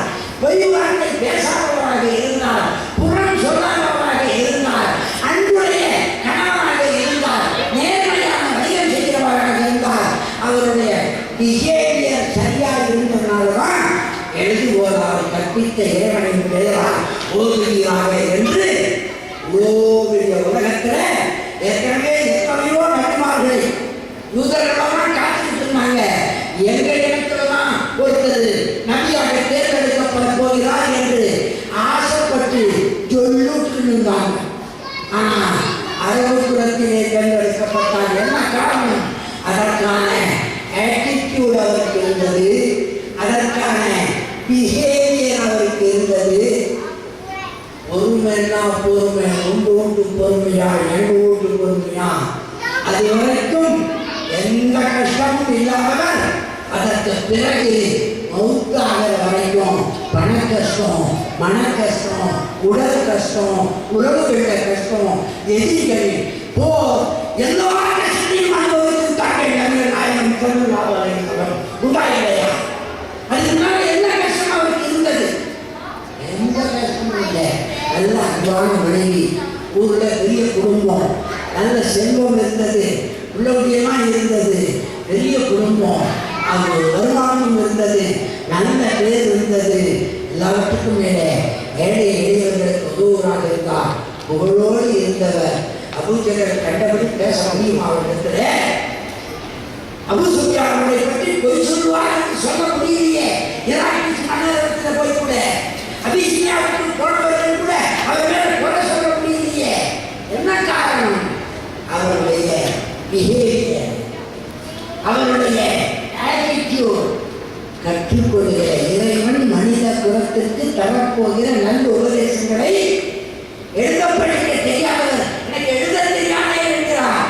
இறைவனின் பெயரால் ஓதுவீராக இருக்கிறார், ஓதுவீராக என்று பல முறை சொல்லப்பட்டதல்லவா?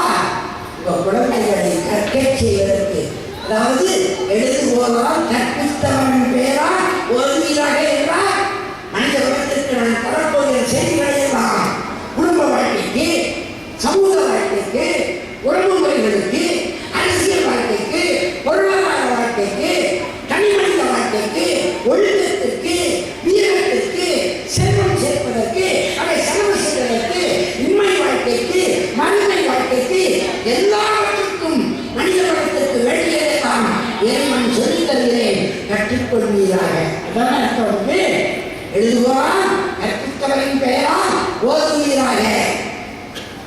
மறுபடியும் பிள்ளைகளுடைய படிப்புக்கு வரேன். அவர்களுக்கு கற்றுக்கொள்ளுகிற ஆட்டிடியூட் இருந்தால் 100 மதிப்பெண் எடுக்க முடியுமா இல்லையா? அவருக்கான பிஹேவியர் அவங்களுக்கு வேணும். அந்த பிஹேவியர் இல்லாத குழந்தைகளாகத்தான் அந்த குழந்தைகளை வளர்க்கணும். கற்றுக்கிற பிஹேவியர் மன்னிக்க வேண்டும், நம்மளுக்கே இல்லை. கற்றுக்கிற பிஹேவியர் நம்மளுக்கே இல்லை. ஆஃபீஸுக்கு கரெக்டாக 7 மணிக்கு போயிடுறீங்க, ரொம்ப அன்பாக போகிறீங்க, சரிச்சுட்டு போகிறீங்க. இந்தா இல்லையா? சம்பளம் வாங்குற ஆஃபீஸுக்கு போகும்போதே நல்ல மனைவியோட போகிறீங்க. காலையில் எழுந்து உடம்பு பெருசாக இருக்கிற உங்களை யாராவது ஒரு அம்மா இணைக்கணும், வாக்கிங் போகணும்னா சனி வாக்கிங் வேற அப்படின்னு சரிச்சுக்கிட்டே போகிறோமா இல்லையா? ஆசை இருக்குது. You have desire.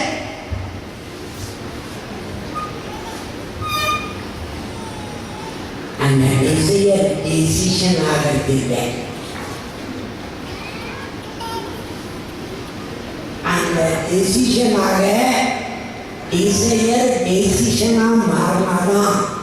டெசிஷன் என்றால் என்ன தமிழருக்கு வருவதில்லை, எல்லாருக்கும் தெரியும்ல. பஸ் மாதிரி கார் மாதிரி எல்லாருக்கும் தெரிஞ்சு பண்ண வார்த்தைகள். டிசையர் டெசிஷனாக மாறலைன்னா அது ஒருபோதும் ஃப்ரூட்ஃபுல் எக்ஸிக்யூஷனாக இருக்காது, செயலாக இருக்காது. டிசையர் இருந்தால் அது டெசிஷனாக மாறும். அது டெசிஷனாக மாறணும்னா அதற்கான ஆட்டிடியூட் இருக்கணும், லேர்னிங் ஆட்டிடியூட். அதற்கான பிஹேவியர் இருக்கணும். எல்லாத்த விட பொறுமை இருக்கணும். உடனே சுடுத்தண்ணியே ஓடு இருக்கக்கூடாது. ஃபோன் இங்கேருந்து நீங்களாகவே செல்ஃபோனும் அதுக்கு இப்போ தான் இன்டர்நெட் கார்டு வந்துச்சு, செலவு பேசுறதுக்கு நீங்களாகவே ஊருக்கு மெம்பர் போடுறது.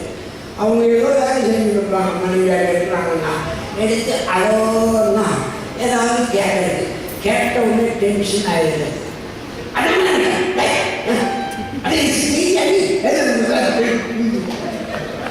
இதுக்கு பேசாமையே இருக்குது. இதுக்கு எது பேசுறது? அதே மாதிரி மனைவி வீட்டில் கொண்டாந்து வச்சுக்கோங்க, வசதியா வீட்டில் காத்துட்ருக்குறாங்க, நீங்கள் வேலைக்கு போகிறீங்க, 7 மணிக்கு வரேன்னு சொல்லிட்டு போகிறீங்க, கூடவே ஒரு டேக் வேறு போட்டு கொடுக்குறது. இன்ஷால்லா 7 மணிக்கு வருவாங்க. அதுவும் கரெக்டாக சொல்லிடுறது. 7 மணிக்கு வரேன்னு சொன்னால் 7 மணி வரைக்கும் அவங்க சும்மா தான் இருப்பாங்க. 7:15 இன்னும் வரலையே அப்படின்னு லேசாக கவலைப்படுவாங்க. டிராஃபிக்கெல்லாம் இருக்கு, நேற்று கூட ஆக்சிடென்ட் ஆகிடுச்சு, என்ன ஆச்சு ஏதாச்சோ தெரியலையே, அன்பு நாள் தானே கவலைப்படுவாங்க. 7:30 ஆயிடுச்சே இன்னும் வரலையே, 8 ஆயிடுச்சே என்ன ஆச்சுன்னு தெரியல அப்படின்னு ஃபோன் பண்ணால் சண்டை திருப்பி போடுறாங்க. ஆஃப் பண்ணிடுச்சு அப்படின்னு ஆஃப் பண்ணி வச்சுட்டு இன்னொரு வாட்டி இருப்பாரா அந்த அம்மா திருப்பி ஃபோன் பண்ணி பார்த்து ஃபோன் இருக்கீங்க ஒருவேளை ஆயிடுச்சா, ஃபோன் எடுக்க முடியாத டைம் ஆயிடுச்சா என்னன்னு தெரியலையே, இது வேற நீங்க போயிட்டே கூட இருக்காங்க, அன்பு போய் கூட எடுக்கலையே அப்படின்னு பதட்டப்படுவாங்க. எல்லாம் அன்புனால தானே, உங்கள் மேலே இருக்கிற அக்கறையாக தானே. ஆனால் அப்புறம் அடிச்சு பிடிச்சி ஊடு வந்து சேர்ந்த உடனே கொண்டாடிக்கு போகும் வரும்போது வர்றாங்க. இது 9:30 வருவார். இதுக்கான காரணமாக இவர் சொல்ல மாட்டார், நேரம் வருவார். எதுவோ அவங்க இருக்கணும்னு இவர் எதிர்பார்ப்பார். இவர் லேட்டாக வருவார் மாட்டாங்க. ஆனால் மனைவி இதுவாக இருக்கணும், நேச்சுரலாக. அதுவும் எப்படி இருக்கணும், அன்னைக்கு நாளே கல்யாணம் முதல் நாள் அப்படி இருக்கணும். அது லேட்டாக வர்றதுக்கு 30 வருஷம் கிடையாது, கூட அப்படி இருக்கணும். நாங்கள் போட்டு செட்டெல்லாம் வருங்க ரொம்ப ஓவராக தெரியும். லேட்டாக வந்துட்டு அதுக்கு அவங்க காரணம் கேட்கறதுக்கு கூட ஒன்று தெரியல, மூஞ்சை தொங்க போட்டுக்குவாங்க. ஆம்பளைக்கு கோவம் வந்தால் மூஞ்சை தூக்கி வச்சுக்குவாங்க, பொம்பளைக்கு கோவம் வந்தால் மூஞ்சை தொங்க போட்டுக்குவாங்க. ரெண்டுக்கும் ரிசல்ட் ஒன்று தான். ஆம்பளை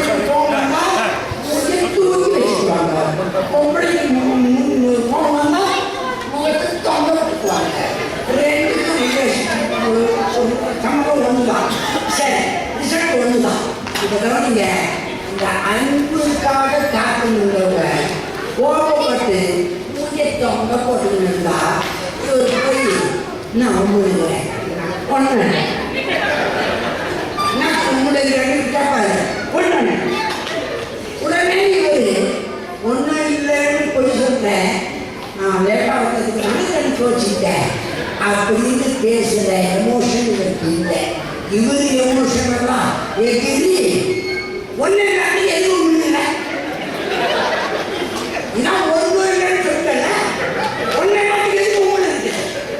உடனே அம்மா பேர் கத்தைங்க நான் கேட்கணுமா நீ கேட்கலையா? இதுக்குள்ள படைப்பு இலவசம் ஆலோசனை இது நான் சண்டையா இருக்கு இப்பொழுது எதனால நடந்தது? அன்புனால தான் நடந்தது. அவனால அவர் மேல இருக்கிற பழக்கத்துல ஆசத்துல என்னமோ ஆயிரத்தா இருந்தாலும் பயத்துலதான் ஆச்சு. அதை புரிஞ்சிக்காம பொறுமையா இல்லாம எமோஷன் அன்கண்ட்ரோல் ஆகுவாங்க. அந்த எமோஷன் இருக்கிறவங்களால கற்றுக்க முடியாது. சில குழந்தைங்க கிட்ட படின்னு சொன்னா, கற்றுக்கணும்னு சொன்னா, லேர்ன் பண்ண சொன்னா, கொஞ்சம் அக்கறையா தெரிஞ்சுக்கணும்னு சொன்னா போ நீ சொன்னா நான் செய்வேன். டேடி சொல்ல ஏங்க தஞ்சாவூர் டேடி இங்கே இருக்கிறாரு. அது நம்ம பொறுப்பாக ஃபோன் போட்டு டேடிக்கு கொடுத்து டேடிக்கு மேலே படிப்பானுங்களா கரெக்டாக போடுற பொண்ணு கொஞ்சம் சொல்லுங்க அப்படின்னு அந்த அம்மா சொன்னா இவர் எடுத்து அப்போதான் இவருக்கு பாசம் போகுது. அந்த சப்ஜெக்டே விட்டுட்டு அந்த அம்மாவுக்கு வேகமாக கண்டிக்க சொன்னா எப்போ வேணாலும் இன்டர்நெட் பார்த்துட்டு இருக்கிறா, எப்போ வேணாலும் டிவி பார்த்துட்டு இருக்கிறா, படிக்கவே மாட்டேங்கிறா, சொல்லுன்னு கம்ப்ளைண்ட் பண்ணா டிவி பாருங்களா விசுவல் உண்டாக்கியா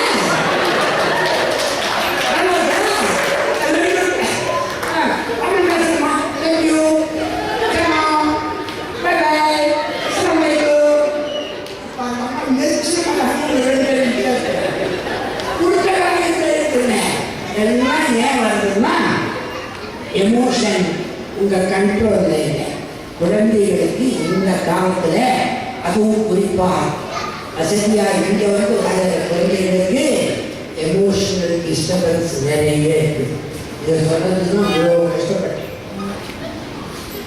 ரசூலுல்லாஹ்வுக்கு ஆட்டிடியூடு சரியாக இருந்தது, பிஹேவியர் சரியாக இருந்தது, எமோஷன் கண்ட்ரோலாக இருந்ததுனால தான் அவருக்கு பொறுப்புகளை இறைவன் உலகத்துக்கே இறுதி நபியான பொறுப்புகளை தந்து மனித உலகத்திற்கு சொல்ல வேண்டிய செய்திகளை அவர் மூலம் கற்பித்தார். உண்டாயில்லையா? அப்போ ஆட்டிடியூட், பிஹேவியர், எமோஷன் லேர்னிங்குன்னு பள்ளிக்கூடத்தில் படிக்கிற அல்லது காலேஜில் படிக்கிற குழந்தைகள் 100 மார்க் எடுக்கணும்னா அதற்கான ஆட்டிடியூட் இருக்கணும், அதற்கான பிஹேவியர் இருக்கணும், அதற்கான எமோஷன் இருக்கணும். அது என்னன்னு அன்பார்ச்சுனேட்லி பெரும்பாலான பேரண்ட்ஸுக்கு தெரியல. அதை விட அன்பார்ச்சுனேட்லி அவங்களுக்கு டீச்சராக வந்திருக்கிறவங்களுக்கு தெரியவே இல்லை. ஏன்னா குழந்தைக்கு எப்பொழுதுமே இன்கொயரிங் ஆட்டிடியூட் இருக்கும். கவனிங்க, இன்கொயரிங் ஆட்டிடியூட், கேள்வி கேட்டு விஷயத்தை தெரிஞ்சுக்கிற ஆட்டிடியூட் இருக்கும். இல்லையா? இது குழந்தைகளுக்கு ரொம்ப நேச்சுரல். பெருசாக ஆன பிறகு குழந்தைங்க நம்ம இருக்கணும்ல, நமக்கும் கேள்வி வரும். கேட்டால் என்ன நினச்சிக்குவாங்களோன்னு நம்மளே நினச்சிட்டு போகிறோன்னு, அவங்க எல்லாம் நினச்சிக்கினாங்கன்னா என்ன பண்ணுறதுன்னு நம்மளே நினச்சிக்கின்னு தெரியாம மாதிரி விட்டுருவோம். குழந்தைங்களுக்கு அந்த வயதில் தெரியலன்னா கேட்கும். கடைக்கு கூட்டு போனோம்னா சின்ன குழந்தை 3 வயசு 4 வயசு குழந்தைய கடைக்கு கூட்டு போனோம்னு வச்சுக்கல, நம்மளை பிச்சு எடுத்துடும். உண்டா இல்லையா? அம்மா இது என்னம்மா நம்ம ஊரில் இது கடைம்மா, கடை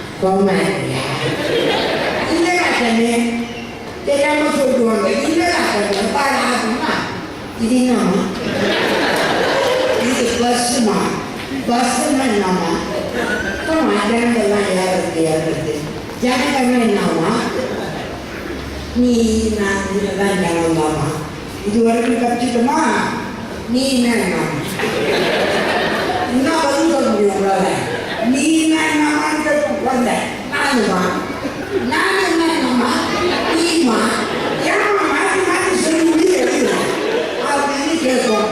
இந்த இன்கொயரிங் ஆட்டிடியூட் இருக்கிற குழந்தையெல்லாம் ப்ரீ ஸ்கூலு அந்த ஸ்கூலு இந்த ஸ்கூலுக்கு எடுத்துட்டு போய் தடி கட்டி ஷூ போட்டு பெல்ட் போட்டு இறுக்கி கட்டி அந்த வண்டியை தள்ளி அங்கே எடுத்து போட்டுக்கிட்டா அந்த ஸ்கூலில் குழந்தைக்கு சொல்லித்தராங்க டீச்சரம்மா silent don't talk keep quiet listen carefully inquiry attitude செஞ்சு போச்சா புரிஞ்சாங்களுக்கு 10th படித்தாலும் சரி +2 படித்தாலும் சரி இந்த பிளேடி டீச்சரு பெரும்பாலானவங்க இன்கொயரிங் ஆட்டிடியூடை சாதிச்சிருக்காங்க இல்லையா உங்களோட இம்தியாஸுக்கோ அல்லது இங்கே இருக்கிற கொஞ்சம் பெரிய பெரியவர்களோ ஐயாவுக்கோ நம்ம வாத்தியார் பாடம்லாம் நடத்திட்டு வாத்தியாராக இருந்தாலும் டீச்சர் அம்மாவாக இருந்தாலும் நடத்திட்டு சந்தேகம் கேளுங்க கூச்சப்படாதீங்க அப்படின்னு சொன்னாங்கல்ல. இப்போ கேட்டோம்னா பிளாக் மார்க் வச்சுக்கோ.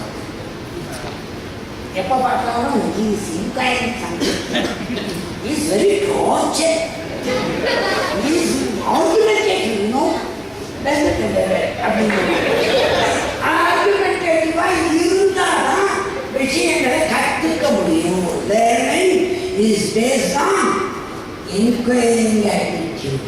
ஓகே புரியுதாங்களுக்கு குழந்தைக்கு இன்கொயரிங் ஆட்டிடியூடை வளர்த்தாதான் 100க்கு 100 மார்க் எடுக்க முடியும். இப்போ ஒரு பட்டத்தை நீங்கள் தெரிஞ்சுக்கிறதுக்கு லேர்ன் பண்ணுறதுக்கு கொடுக்குறீங்க மேக்ஸ் போடுறீங்க. உதாரணத்துக்கு x + y = 100 x - y = 50. Find out the value of x and y. இதை கற்றுக் கொடுக்குறீங்கன்னு வச்சுக்கோங்க.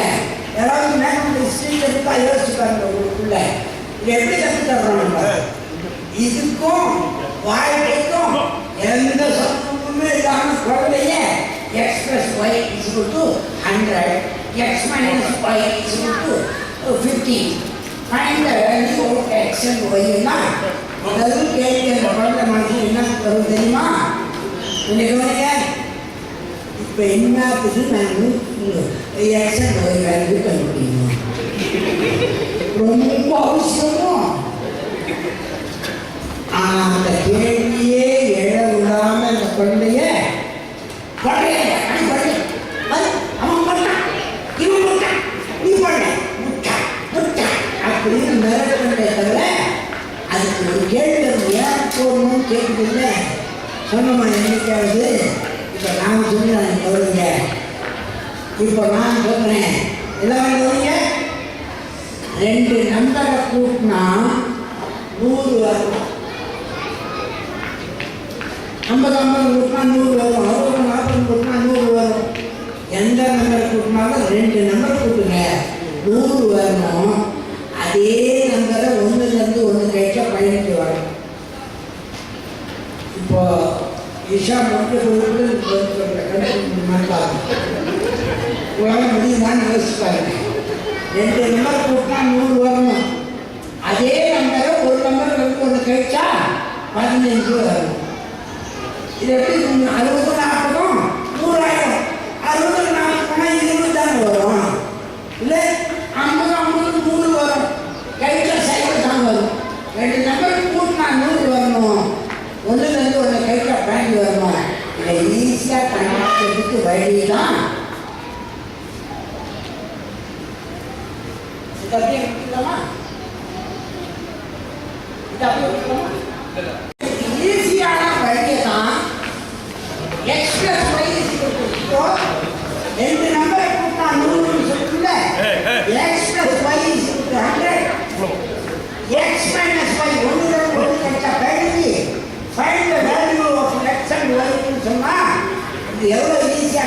முடியும்னா அடிஷன் போட்டு பாருங்க, இல்லைன்னா சப்ஸ்ட்ராக்ஷன் போட்டு பாருங்க.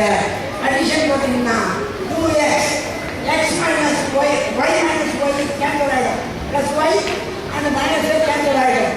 2x equal to 150, 1x equal to அது பாரு 52 ஆகும் இல்லையா? ஈஸியாக கண்டுபிடிக்கலாம்.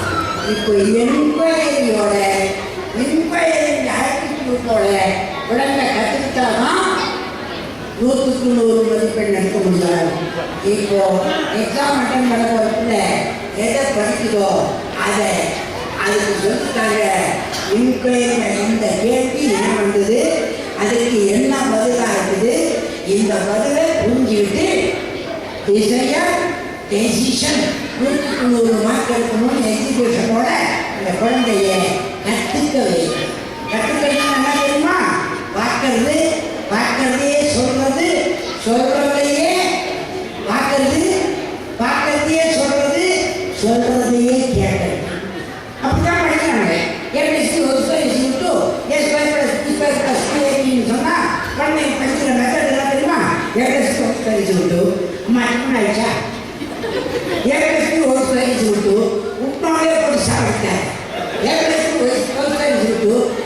பார்த்து வாங்கிட்டியா, ஊர் கேட்க போறோம், ட்ரெயின் கிடைச்சிட்டா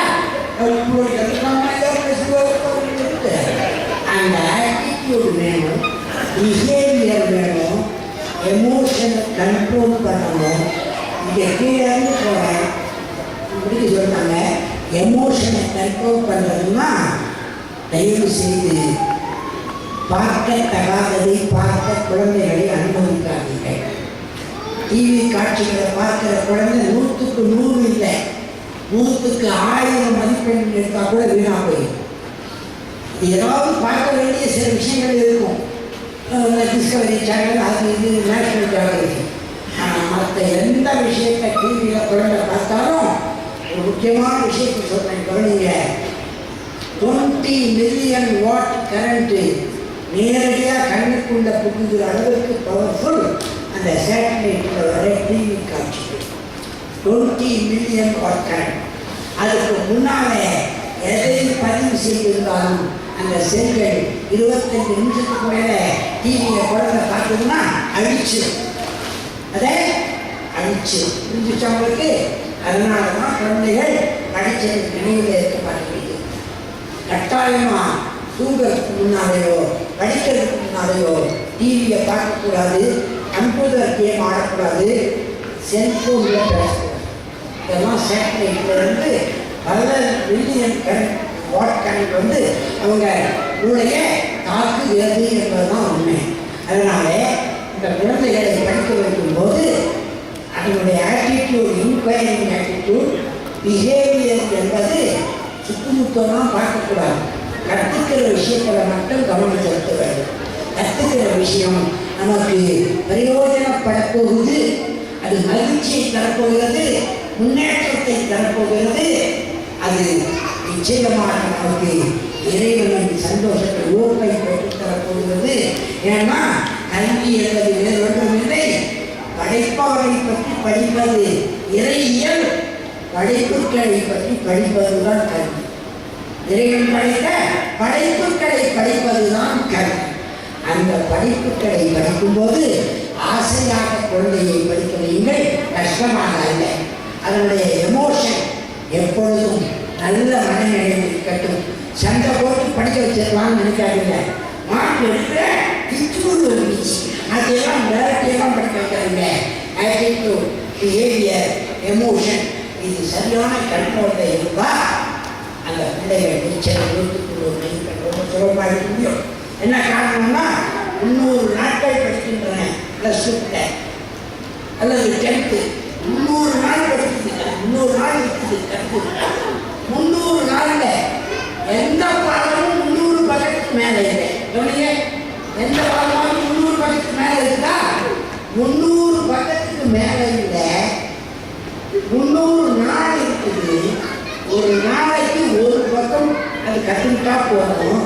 ஒரு பாடத்தை ஒரு பக்கத்தை கற்றுக்க முடியாதா ஒரு நாளில், அரை மணி நேரத்தில்? அதனால் இயல்பாக அதை கற்றுக் கொடுப்பதற்கு முயற்சி செய்யுங்கள். அந்த இன்கொயரிங் ஆட்டிடியூட் பிஹேவியர் என்பது கான்சன்ட்ரேட்டிவ் பிஹேவியர். ஒரு விஷயத்தை கவனிக்கும் போது அதை மட்டும்தான் கவனிக்கணும்.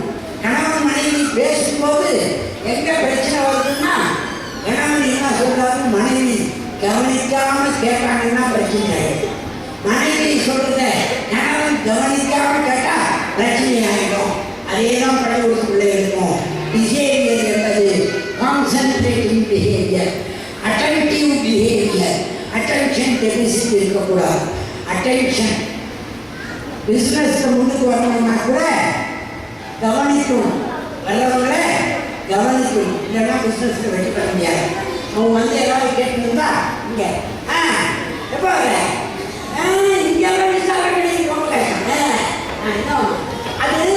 அது வந்து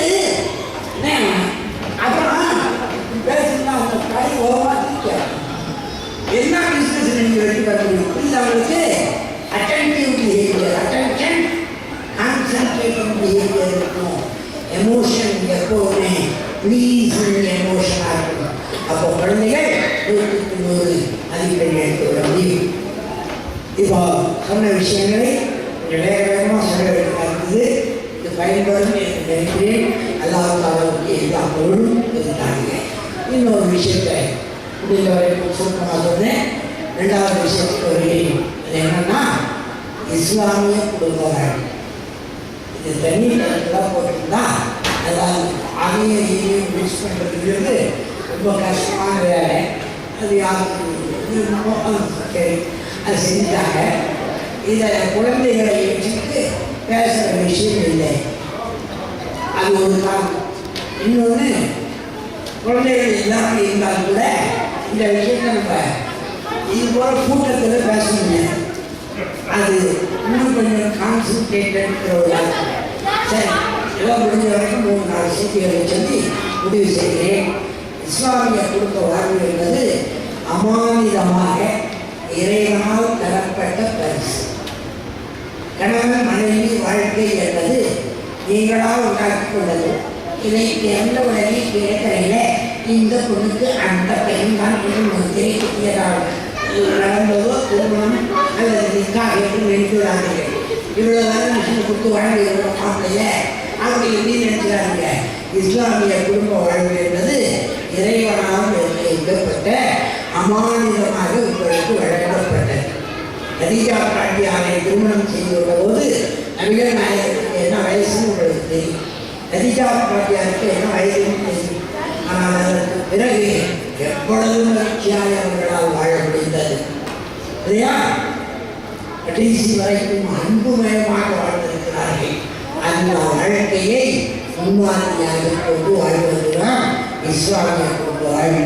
அதே போல் பிற்காலத்திலே ஆயிஷா ரலியல்லாஹு ரொம்ப சின்ன வயசு. பெருநாயகம் ஸல்லல்லாஹு அலைஹி வஸல்லம் அவர்களுக்கு வயது 30. ஆனால் அந்த இடைவெளியே தெரியாமல் வாழ்ந்திருக்கிறாங்க. இந்த இல்லையா அப்படி வாழ்ந்திருக்கிறாங்க. இதுதான் நமக்கு முன்மாதிரி, சுண்ணத்தான முன்மாதிரி.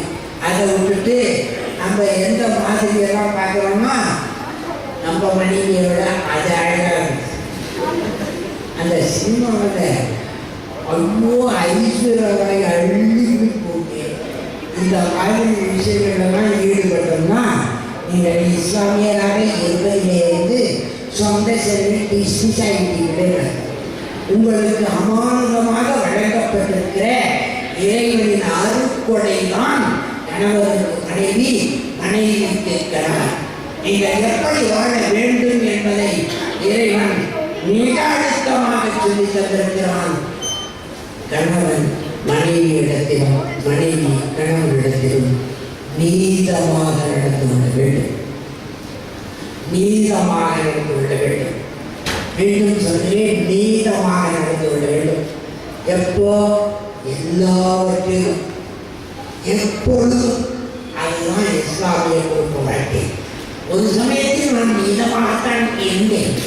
ஆனால் அவங்க அக்காவும் அவங்க மாமாவும் சேர்ந்து என்னை வெறுப்பேற்ற பிறகு என் மனைவியிடம் என்னால் நீதமாக நடந்து கொள்ள முடியவில்லை அப்படின்னு சொன்னீங்கன்னா இறைவனுக்கு எதிராக ஷிர்க் வைக்கிறீங்கன்னு அர்த்தம். மாமாவும் நாத்தனாரும் ஓரளவுமா முடிவு பண்ண முடியும்.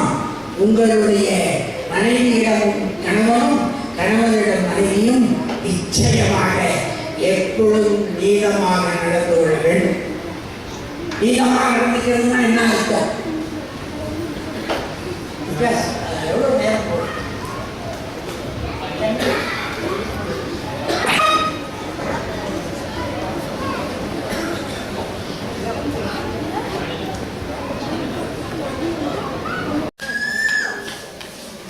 அவர்களால் பெறப்பட்டவர்கள் ஒருவர். நம்ம எல்லாருமே இல்லையா? இறைவன் மட்டும்தான் யாராலும் பெறப்படவும் இல்லை, யாரையும் பெறவும் இல்லை, அவனுக்கு இணையும் இல்லை, துணையும் இல்லை, தேவைகள் அற்றவன் இறைவன். நாங்கள் தேவைகளுடையவர்கள். இவர்களிடம் தேவையுடையவர்கள், இவர்களிடம் தேவையுடையவர்கள், இவர்களிடம் தேவையுடையவர்கள், இவர்களிடம் தேவையுடையவர்கள். எல்லாருமே ஒருத்தர் டிபெண்ட் பண்ற இந்த முக்கோணத்தை கவனிங்க.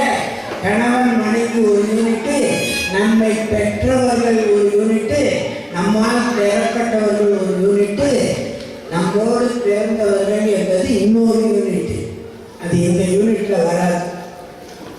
அது அவங்க குடும்பம்னு ஒன்று இருக்கும். நம்மோடு பிறந்தவர்கள் நெருக்கமாக இருக்கலாம், சகோதரர்களாக இருக்கலாம், எல்லாம் ரைட்டு. ஆனால் குடும்பம் என்கிற இந்த யூனிட்டுக்குள்ள அது அண்டை வீட்டாரை போன்றவர் தான் சகோதரர். அண்டை வீட்டாரும் சகோதரர் தான். அந்த சகோதரர்களும் சகோதரர்கள் தான். மாமன், அச்சனன், நாத்தனாறு, ஓரவதி, தம்பி பிள்ளை, அண்ணன் பிள்ளை எல்லோரும் உறவு பாராட்டலாம். ஆனால் ஸ்ட்ராங்கான உறவு இந்த வட்டத்துக்குள்ளவே இருக்க வேண்டும். இதுதான் இஸ்லாமிய குடும்பமே. சகபாக்கள் வாழ்க்கை அப்படித்தான் இருந்தது. அதனால்தான் எதிரியாக இருந்தவர் அவருடைய மகளையும் திருமணம் செய்து கொள்கிறார். நண்பராக இருந்தவர் உமர் அவருடைய மகளையும் திருமணம் செய்கிறார். அதுக்கு முன்னால அபூபக்கர் சித்திக்கிறது அவருடைய மகளையும் திருமணம் செஞ்சிருக்கிறாரு. அபூ சுஃபியான் மகளையும் திருமணம் செஞ்சிருக்கிறார். எதிரியாக அவர் பிறகு கொடுத்தார். இதெல்லாம் ஏன் செய்தாருன்னா இந்த யூனிட்டை ஸ்ட்ராங் பண்ணாதான் இஸ்லாமிய குடும்ப வாழ்வு தான் இஸ்லாமிய சமூக வாழ்வுக்கு அடிப்படை. இது மட்டும் மனசில் பதிய வச்சுக்கங்க. இஸ்லாமிய குடும்ப வாழ்வில் நாம் சரியாக கவனம் செலுத்துவதில்லை. அந்த குடும்பம் எப்படியாவது குடிச்ச வாழ்க்கை வரணும். ஆனால் நாம் இஸ்லாமிய நெறிமுறைகளை கடைபிடித்து இஸ்லாமிய சமுதாயத்தை மாற்றி அமைத்து கிழிக்க போகிறேன் என்றெல்லாம் நினைக்கக்கூடாது.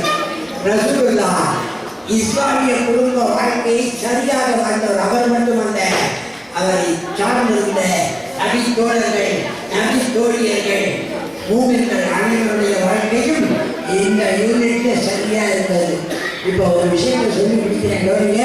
கணவன் மனைவிக்குள்ள ரிலேஷன்ஷிப் ஸ்ட்ராங் ஆக ஆக கணவனின் பெற்றோர்களோ அல்லது மனைவியின் பெற்றோர்களோடோ இந்த யூனிட்டுடைய ரிலேஷன் தேய்ந்து தேய்ந்து கழுதை தேய்ந்து கட்டெருவாகி கட்டெருப்பு தேய்ந்து சித்தருவாகி சித்தரும் தேய்ந்து செலுத்து இல்லையா?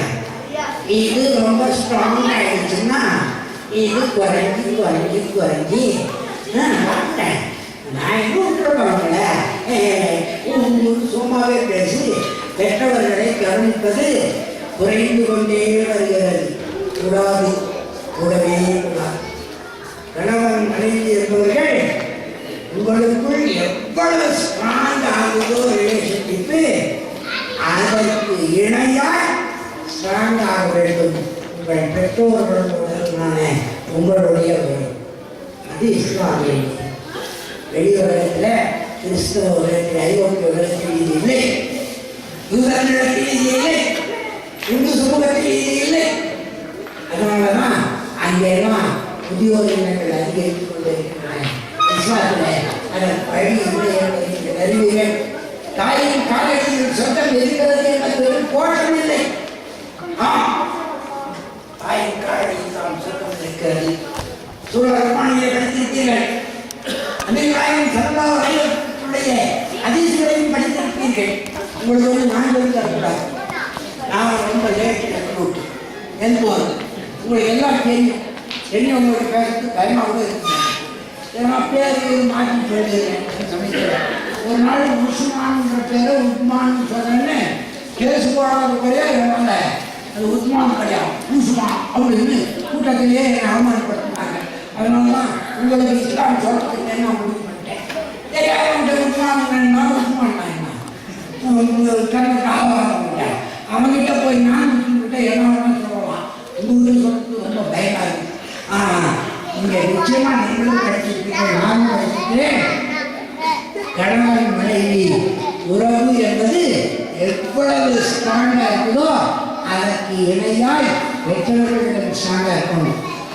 நீங்கள் இறைவனுக்கு அடுத்தபடியாய் யாரை நீங்கள் கண்ணியப்படுத்த வேண்டும் என்று கேட்டபோது தாயை, அடுத்து யாரை கண்ணியப்படுத்த வேண்டும் தாயை, அடுத்து யாரை கண்ணியப்படுத்த வேண்டும் தாயை, அப்புறம் தந்தை. அதிசயா அப்போ இவ்வளவு தெளிவா சொல்லி இருக்குது இஸ்லாமிய குடும்ப வாழ்க்கை. கவனியுமே, கணவன் மனைவி இவ்வளவு ஸ்ட்ராங் ஆகிறதுக்கு என்ன செய்யணும்? நாயகம் ஸல்லல்லாஹு அலைஹி வஸல்லம் வீட்டுக்குள்ள நுழைகிறார். ஆயிஷா ரலியல்லாஹு எதையோ கோப்பையில பாவம் எதையோ குடிக்கிறார். குடிச்சிட்டு பார்த்துட்டாங்க, ரசூலுல்லாஹ் பார்த்துட்டாங்க. பார்த்ததும் அந்த கோப்பையை குடிக்கிறது அப்படியே குடிச்சிட்டு இருப்பாங்க. குடிச்சாங்க, அதுவும் இறைவராஜ எடுத்து வச்சுட்டாங்க. கொடுங்க அப்படின்னு சொல்லி அதை வாங்கி அதில் பால் குடிக்க ஆரம்பித்தார். அதுவும் என்னன்னு கேட்கிறாரு. அதுக்கு முன்னால அந்த அதிசயம் நினைவிருக்கும்னு நினைக்கிறேன். எந்த இடத்தில் வாய் வைத்து குடித்தீர்கள்னு கேட்குறாரு மனைவியை.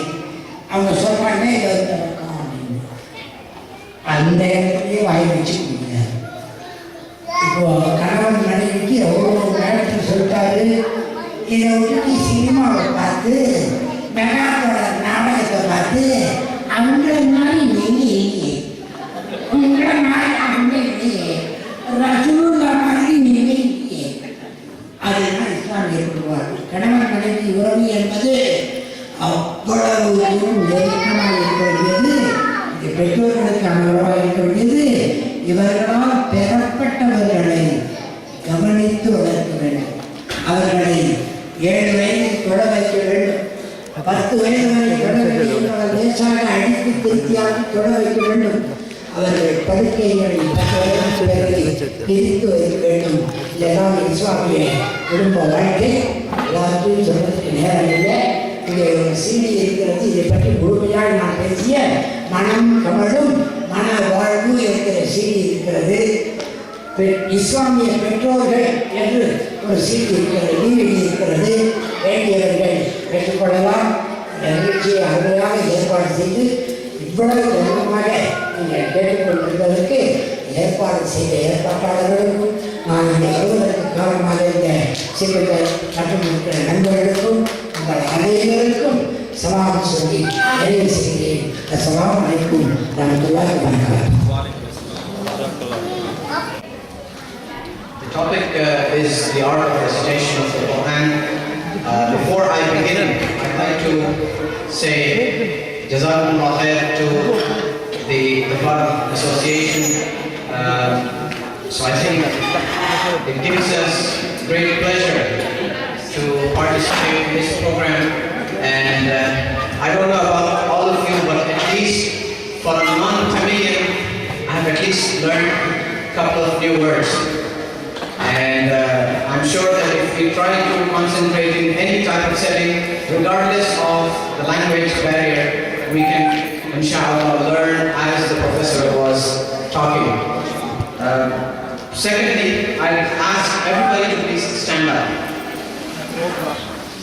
If I may ask all of you to please switch your seats.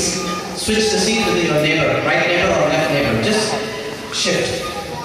Just as an activity, so you feel refreshed. I know you've already refreshed yourself with tea and some nice snack.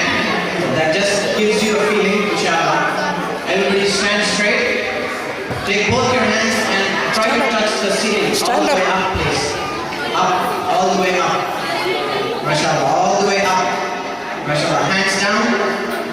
Turn your head to the right side, please. Your right, which is this. Very good. No, don't turn the whole body, just your head. Very good. Look straight now. Very good. The other side, left side, please. Very good. And try to look up, all the way up, up, up. And look down. And please have a seat. Interestingly, this has nothing to do with Quran or Islam. It is only an exercise. Okay, so please don't come to me and ask me where did I get this from. It doesn't come anywhere in the Quran or Hadith, but it does come as part of your exercise and well-being. Having said that, I would like to start my talk by mentioning a very important ayah.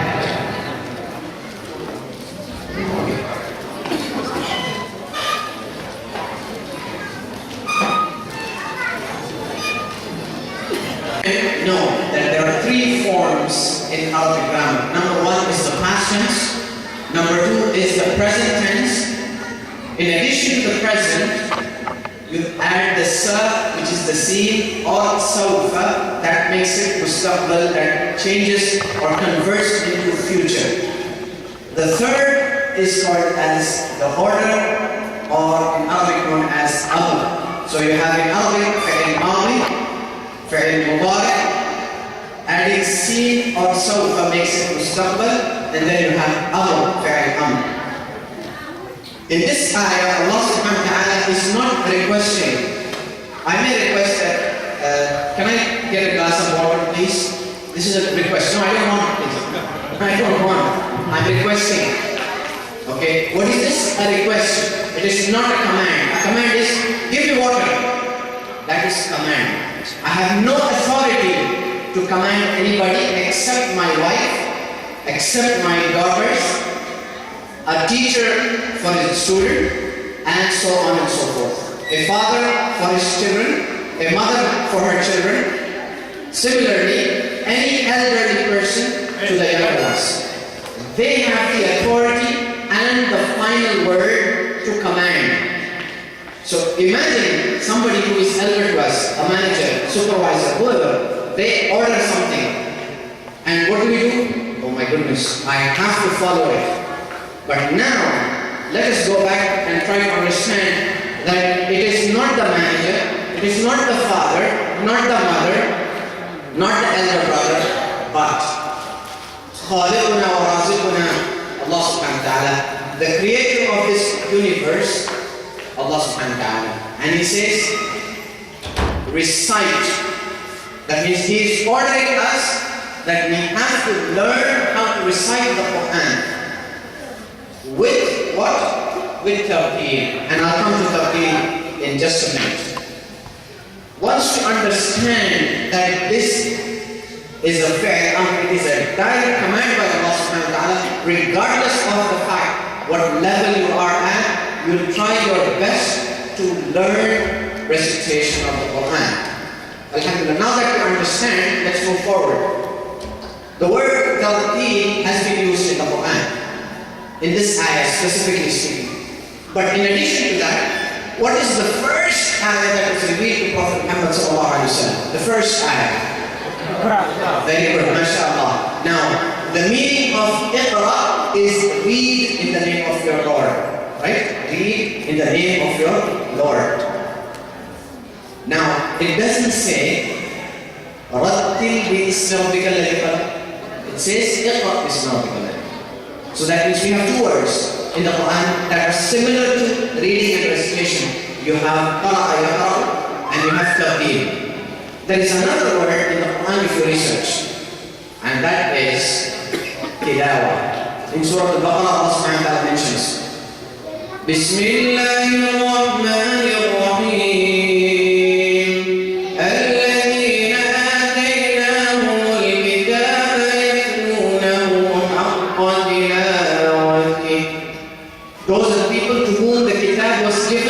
They recited the way it is supposed to be recited. The word that has been used here is tilawa. Therefore, we have three words now. We have qara'a yaqra'u, we have tawqeen, and we have tilawa. Now, a very important question for us to think about. Are all these three terms same? They are similar in meaning, but they are not the same. What does this mean? When Rasulullah ﷺ did not receive the nubuwwah, he did not receive the message from Allah subhanahu wa ta'ala that he was becoming a prophet, he did not start receiving anything from Allah subhanahu wa ta'ala. He was an individual who was a truthful person. He was an honest person. He was a dynamic leader. He was all the things. But there was one thing which was not there. And that was, he did not get an opportunity to go and graduate from any institution.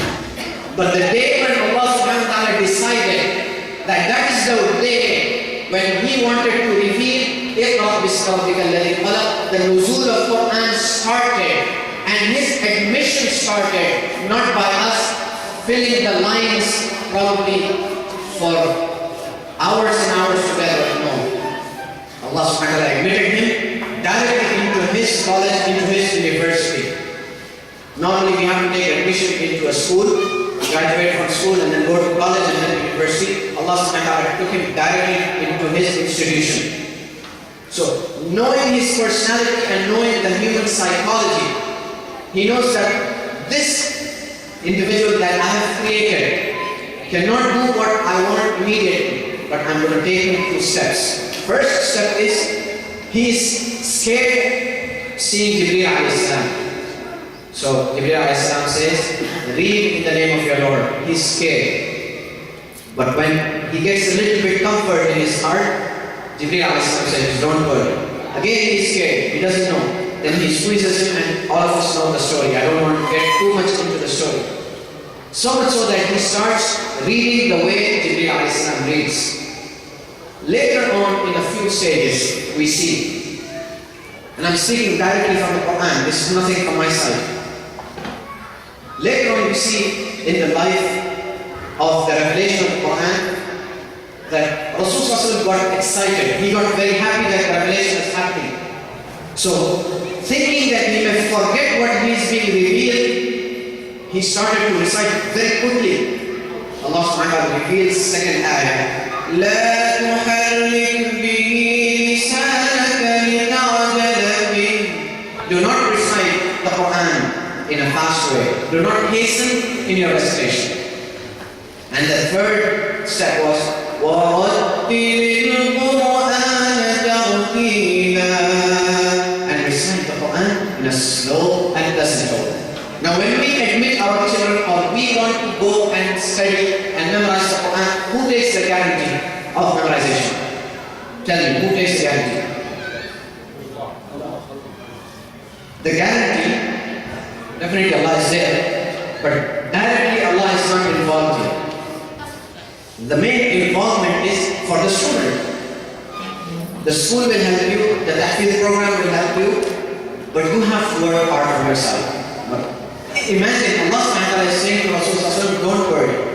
Your mission and your job is to just listen and then just continue your preaching and your da'wah. I will make sure that you will not forget it. And that is how he kept his promise. The later stage, where he started to understand every single thing that was being revealed, later stage, then he revealed what the word tilawah, the advanced level, where the ayah itself answers, الَّذِينَ آتَيْنَاهُمُ الْكِتَابَ يَتْلُونَهُ حَقَّ تِلَاوَتِهِ أُولَٰئِكَ يُؤْمِنُونَ بِهِ. Those are the ones who believe in it. Now when Rasulullah recited, understood, only then can he believe. Imagine that you read something and you do not understand, how can you believe in it? Because it says, أُولَٰئِكَ يُؤْمِنُونَ بِهِ. This is enough for now as an introduction, inshallah. The door of research is open. Please make sure that you can research on this 3 different words, tartil, qara'a yaqra'u, and tilawa. We'll move forward. The art of recitation of Quran has 3 branches. This is where it starts to get very, very interesting. We are entering into the ocean and into the world of qira'ah. We have first the definition of tajweed. Second, we have the various recitations. And third, we have the modes of recitation. Various recitations, I'm going to say بسم الله الرحمن الرحيم الحمد لله رب العالمين الرحمن الرحيم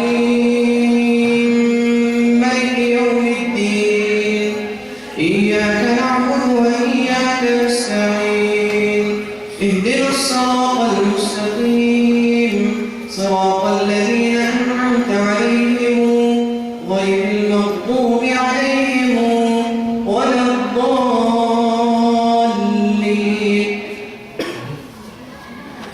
What is this? To help you understand, Ibn Mas'ud radiallahu anhu was walking and he heard another Sahabi recite the Quran and especially this ayah. Specific ayah in the hadith says, Inna sadaqatu lil fuqara. Immediately, Ibn Mas'ud got very upset. And he said, this is not how the Quran was revealed to Muhammad sallallahu alaihi wasallam. It was revealed like this, Inna sadaqatu lil fuqara. So both of them, subhanAllah, look at the beauty. They said, okay, let's go to the court of Rasul sallallahu alaihi wasallam because he was alive at that time.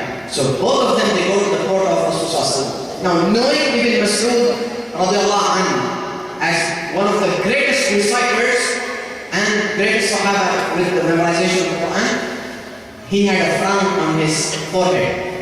The minute Rasulullah sees him, he says, Ya Ibn Mas'ud, what's wrong? Ya Rasulullah, he's not reciting the Quran the way it was revealed to you. He said, it's okay, no problem. Okay, recite. So he recites, إِنَّمَا الصَّدَقَاتُ لِلْفُقَرَاءِ. And he smiles and says, هَكَذَا أُنزِلَتْ. That is the way how it has been revealed. And then he says, Ibn Mas'ud, now you recite how it has been recited and learned by you. And he says, إِنَّمَا الصَّدَقَاتُ لِلْفُقَرَاءِ وَهَكَذَا أُنزِلَتْ. And this is also the way how it was revealed. Both of them smile at each other, they get up and they hug each other and the case is solved. Court adjourned, order in the court done. But for us, we are unaware of 7 different dialects. If I'm going to tell you in English, would you like a cup of coffee? Jolly good. It was indeed a very nice day here. This is an accent from the UK. But if I immediately convert this, how are you doing, Australian mates? It's a wonderful day today. It's a pleasure for me to be here and talking to you. It's a completely different dialect. But if we go back, how are you everybody? It is very nice to see all of you. This is our typical style. And we don't have to be shy with it. We go towards the North American style, then they start showing off too much. Right? You say this is a nice car, you can say that, but they emphasize to it, very nice car.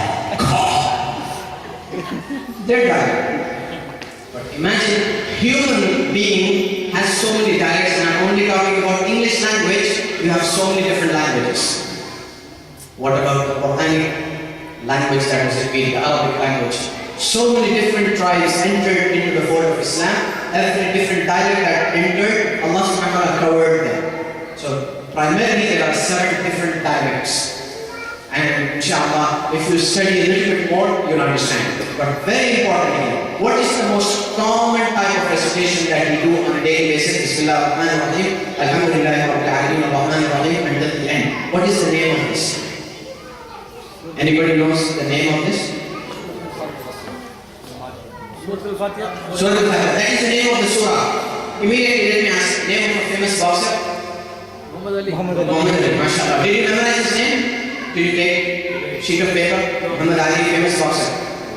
Very good. Famous tennis player? Okay, good. Famous cricket player? MashaAllah. We are very good students of news and what goes around us. But Surah Al-Fatiha, we recite it minimum 20 times every single day. And we should know the name of it. What is the most common way that we recite? So let us memorize this name today. It is called as Hafs. An Asim. Hafs. An Asim. Very good. That's the name of the type of recitation we do. The minute you change it, into Warsh ibn Nafi' or Warsh ibn Qalun or Qalun ibn Nafi', all those, they're different varieties. How many of you have memorized وَالضُّحَى وَاللَّيْلِ إِذَا سَجَى? MashaAllah. Now listen to another type of recitation other than Hafs. So now we know what is Hafs. Other than Hafs, it is recited and it's a little bit ticklish style. You feel tingle inside you. Bismillahirrahmanirrahim. وَالضُّحَى وَاللَّيْلِ إِذَا سَجَى مَا وَدَّعَكَ رَبُّكَ وَمَا قَلَى وَلَلْآخِرَةُ خَيْرٌ لَكَ مِنَ الْأُولَى وَلَسَوْفَ يُعْطِيكَ رَبُّكَ فَتَرْضَى. This is how. So every place where you have alif maqsura, you slant it, and it is called as imala. But in Hafs and Asim we have only one imala, and that is where we say Bismillahi majreha wa mursaha. That is the only place in entire Hafs. I think this is enough for us. Now let us get into the second branch of recitation. How many of you like vanilla ice cream? How many of you like vanilla ice cream? Okay, put your hands down. How many of you like chocolate ice cream? Inshallah. Very nice. Okay. Let me go back and talk about vanilla ice cream. When I'm talking about vanilla ice cream, I'm actually going to connect with a very important aspect. Before that, let me give you an example which will practically hit you. So then it's easier for us to understand the ice cream. And then once we finish this, you will want to go and take an ice cream. On the phone, when we are talking, I call somebody. Okay? I call Brother Imthias or Brother Ghazali or somebody. Hello, assalamu alaikum. Wa alaikum assalam. MashaAllah, it's one of my brothers. Immediately, after a couple of minutes, I need to call them back again. But I don't want to give their house example, I'll give another example, general, okay? So somebody else picks up. Hello? Immediately you know that, oh, it's a small child. Third time you want to talk to somebody, you call again. Assalamu alaikum. Wa alaikum assalam. Immediately you know that it is a senior person. Next time, again you want to call somebody, call. Hello, assalamu alaikum. Wa alaikum assalam. Oh, excuse me. Can I have brother so and so? No, he's not here. Fine. Immediately that means it's a female. What is happening? Now, kindly understand this very important point. From Adam alayhi salam until the last person to walk on this earth, is there any person who will come with two throats? Two throats? Look to your right and left neighbor. Anybody has two throats? If they do, please identify to all of us so that we can read Ayatul Kursi and run away. Can we find anybody with two throats? Nobody, right? Everybody has only one throat. But from Adam alayhi salam until end of time, every single person will have a unique frequency, a unique flavor. Now coming back to vanilla ice cream. When I said, how many of you like vanilla ice cream? We have vanilla ice cream which depicts the white color or the softness and a little bit different flavor than chocolate ice cream. So, in Quranic terms, vanilla ice cream means like this. Alhamdulillahi Rabbil Alameen. This is vanilla ice cream. Chocolate ice cream. Alhamdulillahi Rabbil Alameen. This is chocolate ice cream. I asked you a question. How many of you like vanilla ice cream? Most of you raised your hands. When I asked about chocolate ice cream, some of you. But most of the time, remember that vanilla ice cream, we may find somebody who may not like it. They may not prefer it. They prefer some other flavor. So what I'm trying to get at is it's not necessary and important that everybody should like that style or that flavor. And you should not force like Al-Fidin. Similarly, the chocolate ice cream, that style or that frequency. Nobody can force anybody. Allah subhanahu wa ta'ala has given every single man, woman, child, young or a unique frequency. Let me move forward with a much more important question. How many of you sitting here feel that you have a wonderful voice? You have a beautiful voice? Nobody? Okay. 2 brothers, mashallah. Sisters, they don't have beautiful voice. They are very humble. But that's fine. I'll tell you something. Rest of the people, you have only 2 things. Either you are shy, you don't want to participate, or you have a very bad voice. But I know that it's not the case. I'll give you a very practical point to think about. Since your birth until now, you've been talking, right? You've been talking to so many people, you've been talking to your parents, to your family members, to your colleagues and your friends. Did anybody say, please don't talk, you sound horrible? Nobody told us. Yes. So when it comes to Quran, why do we assume that? No, I don't have good voice, please. Why assume like that? So, من شر الوسواس الخناس الذي يوسوس في صدور الناس. It is a waswasa from shaitan. Get rid of that negativity. Our Shaykh, he gave a fantastic khutbah. I understood every single word, not in Tamil, but in the Arabic way. When he was giving the khutbah, he talked about positiveness, the positive attitude. This is how you understand the positiveness. Allah has given you. Did he ask you, should I give you this voice or that voice? Give you a perfect example of Shaykh Abdurrahman Sudais. When he was growing up, I don't know if you have collection of his old 30 years ago, 35 years ago, his tape. You will be shocked, he sounds much more like a female. But he developed it to such an extent that the whole world wants to recite like him. Why? Because he believes in himself. He believes that you have a good voice. Don't let any other person say that, oh, you don't have a good voice. Secondly, whatever level you are at, you have to understand that we have to give a little bit of practice. And with practice, what happens is it transforms what you have inside here. I'll give you an example now. I come to a mixture now. Imagine that you take a blender, Molinex blender or Philips blender. You take vanilla ice cream and chocolate ice cream. Mix them together, what do you get? A new and an interesting flavor. It will be nice.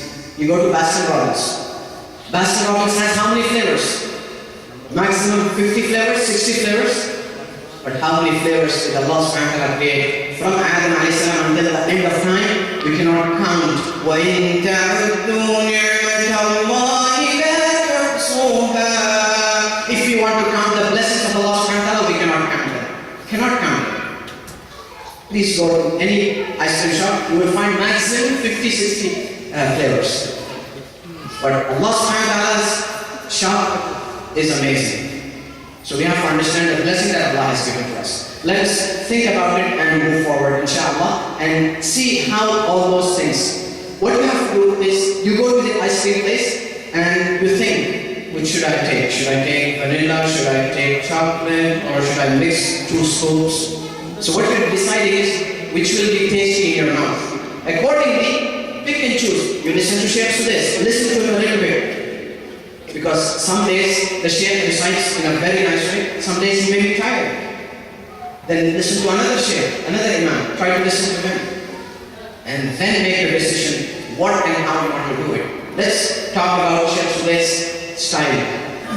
And before anybody, subhanAllah, you have 1, 2, 3, 4. I'm not talking about only 4. As an engineer, I can say all these shuyukh, all the Quran in the world, they have a common denominator of 3 things. It is called as alif al-hiya, waw al-hiya, and ya al-hiya. A, E, U. That's it. 3 things only. How? Shaykh Sudais. This is how it is.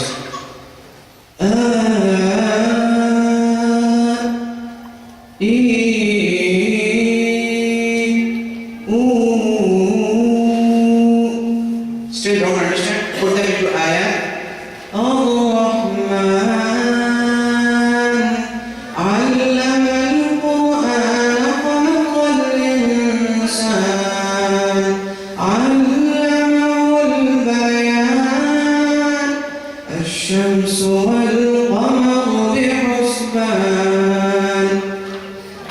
Change again to Shireen.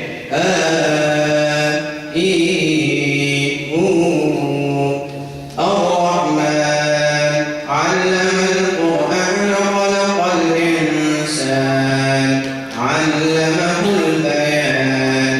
More specific to Surah Al-Fatiha is easier. Alhamdulillahi Rabbil Alameen Ar-Rahman Ar-Rahim Maliki Yawmiddin. We come to Shaykh Al-Bayt.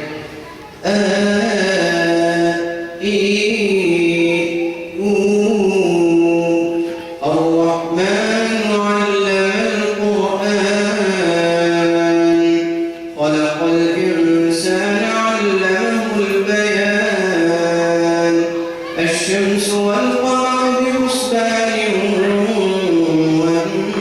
والنجم والشجر يسجدان. And then finally we come to Shaykh Abdul Nasir.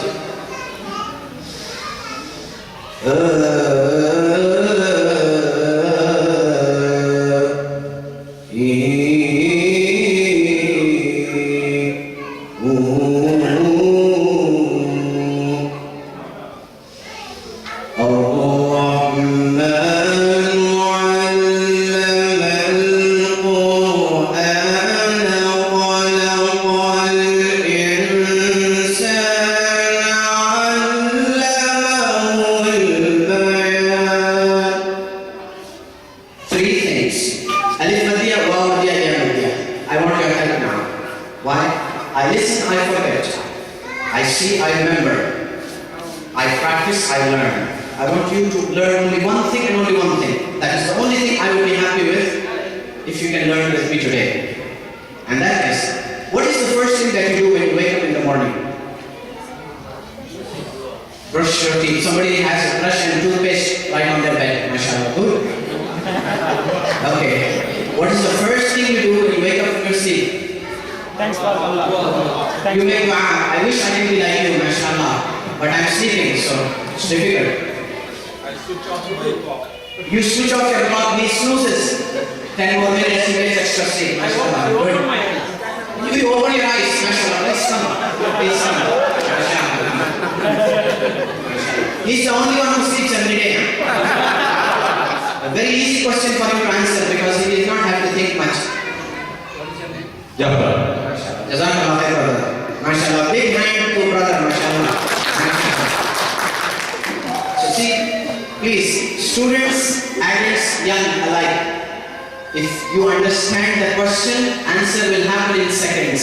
Focus on the question, read the question 10 times, answer will happen and you will get the answer immediately. Don't think that you know the answer before the question finishes, you want to answer. Okay. So MashaAllah, you open your eyes. The day that you cannot open your eyes,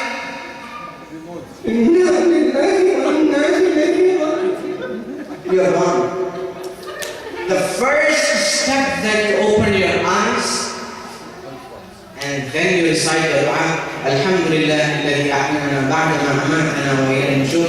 Imagine the power and the effect it will have on you. But I would prefer that we read after the second step as well. The second step after that, after you open your eyes, what is that? Okay, I'll make it easy for you. You are lying, right? You are flat. So you want to get up. You want to get up, but you cannot get up. Oh. What happened? Inna lillahi wa inna ilayhi raji'un. Last time Allah, perhaps you got a paralysis attack. Right? It is something to think about. So you open your eyes, first ni'mah getting back to you by Allah. Second ni'mah, you can get up. You can move your arms, you can move your body the way you want. Now recite the dua. The third step that you do is you stretch. Right? You stretch. When you stretch, you are getting ready for the 24 hours. But every single day and single night, you are forgetting something, and that is to open your throat. So when you are stretching, I want all of you to practice. When you're stretching, just say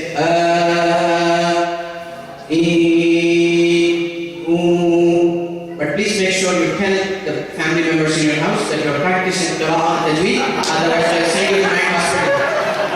Right? What is this happening first thing in the morning? Baba, are you okay? No, I'm okay. I'm practicing tajweed. What is this tajweed? So actually you are opening your throat. Okay, what will happen? How is this connected? Listen to this.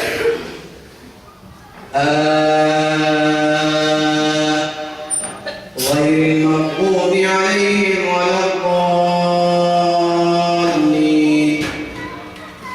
Now, once you get practice, or just say e, u, you add into your practice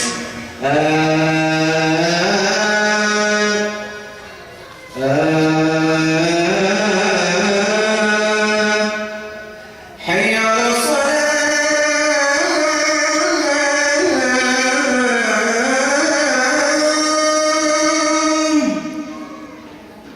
حي على الصلاة.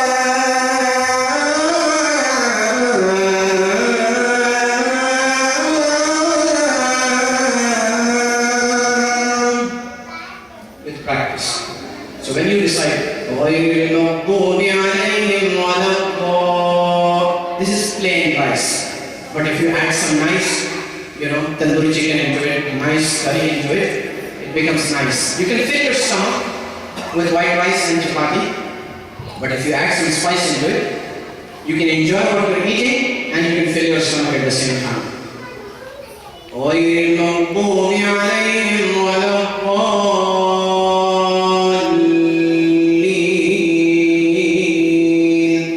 So let's follow the same way. غير المغضوب عليهم ولا الضالين. What I've done is heard it 1,000 times and reduced a formula and a template. I said, this is how he's doing it. And then now it's my mission to help people understand that. So don't you think it is very simple? It is simple. What do you need for that? You need a couple of things. You need to have balance, control and practice. And for that I have a football. This is a football. Now, if I take this ball and try to throw it up in the air, it will come down because of gravity. Yes or no? Yes. Right? Okay. So, first day I'm doing it, I have no practice. Second day, little bit control. Third day, I want the ball to spin on my hand. And then I catch it. And then I catch it. The third step, in my palm. The fourth step, on my finger. And it will keep going.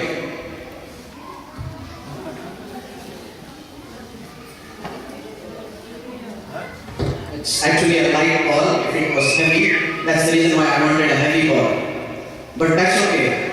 A good student never complains about the playground. Oh, the playground is not good, I don't have good shoes.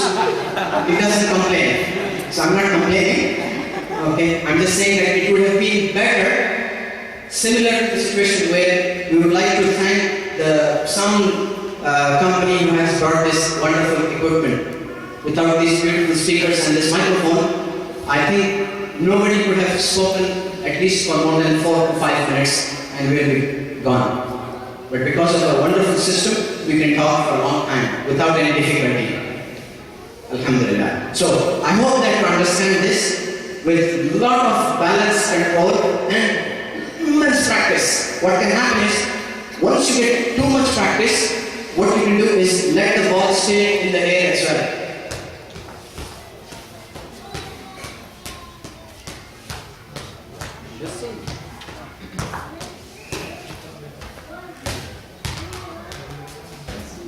That is not to show off that I was a good football player. No. That is a message, there is a message. The message is you need to have balance. Now every single day, if you want to have balance, try to stand like this. But when I ask many people to follow this technique, simple, just stand like this. Then extend your leg and stand. 2 minutes you cannot do. That means we don't have practice. Practice every single day. Similarly, convert that and take it into your throat. Every single day, if you practice and invest time, you can start doing it. Another important thing before I finish, because I need to give more examples, is about stamina. You know stamina? You need to have stamina. Now if I want to continue reciting, whichever way I recite, I have to have good breathing power. Now if I ask all of you to take a deep breath, how do you take it? Can everybody take a deep breath? Yes. Okay. Some of the brothers, you have taken. This is my meter. So this is how you took a deep breath. Okay, this is what is going to happen. Hayya ala salah. The amount or the distance carbon dioxide needs to travel from this point to my mouth is very less. But if I try to breathe and fill air in my stomach from here,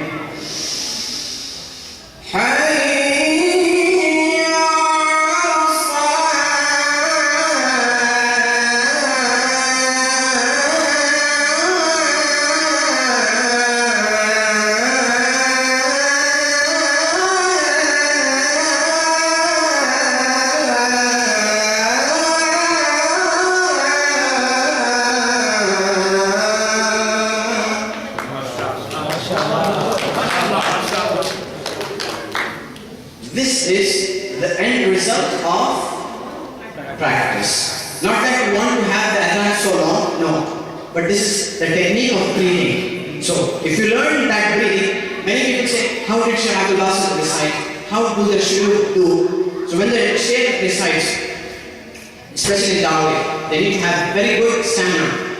They recite, Alhamdulillahi Rabbil Alameen, Ar-Rahman Ar-Rahim, Maliki Yawmiddin, Iyyaka na'budu wa iyyaka nasta'in, Ihdina as-sirata al-mustaqim, sirata alladhina an'amta 'alayhim, ghayril maghdubi 'alayhim waladdallin. Amin. Alif Lam Mim.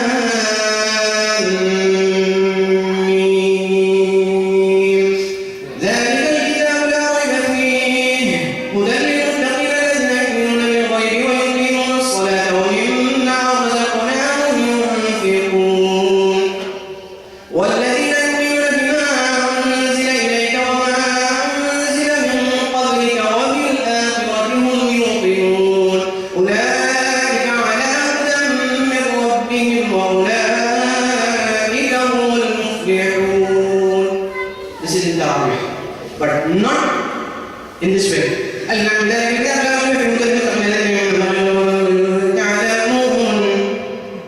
No. The person who is praying behind you, they should hear every single harf. You do not compromise in your recitation. Therefore, there are 3 levels of recitation. Number 1, you have the slowest form of recitation. Number 2, you have the medium form of recitation. And number 3, you have the fast form, which I just recited to you. The medium form, we normally do it in Salah.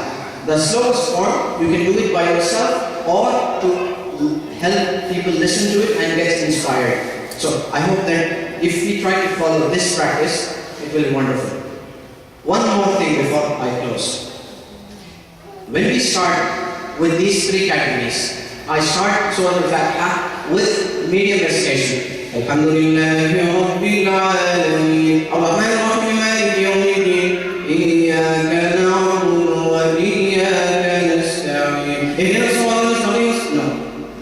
In one time, you should follow and maintain one single methodology or one single method. I hope that you understand. How many of you heard of Shaykh Ali Abdullah bin Ali Jabir? Shaykh Ali Jabir from Makkah, the previous Imam. Alhamdulillah, Allah had blessed me to meet him face to face. He was a dynamic and a very powerful Imam of Makkah. He passed away back in 2005. And I had a chance to meet him 13 years ago, back in the year 2000. And subhanAllah, this is such an amazing, inspirational story that I can share with you. I happened to go to a musalla and wait for the iqamah of Maghrib. So somebody told me that Shaykh Ali Jabir, he's going to come and lead the salah. I said he's probably joking or lying. I did not believe him. But after a few minutes, I can see through the entrance that Shaykh Ali Jabir, he walks inside. And he comes inside. And I had already talked to the person in charge, the muezzin, to give the Iqamah. When I saw him, I got very much excited. Because I was a student of him, behind his curtain, you can say. So I gave the Iqamah. Allahu Akbar, Allahu Akbar. Ashhadu an la ilaha illallah. Ashhadu anna Muhammadan Rasulullah.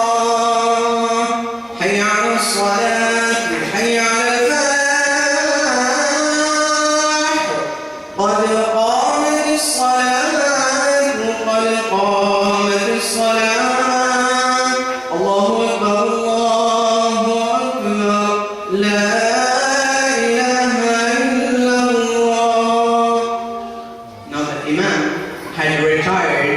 From Masjid al-Haram back in 1989. 89 to 99, 10 plus 1. Almost 10 to 11 and a half years.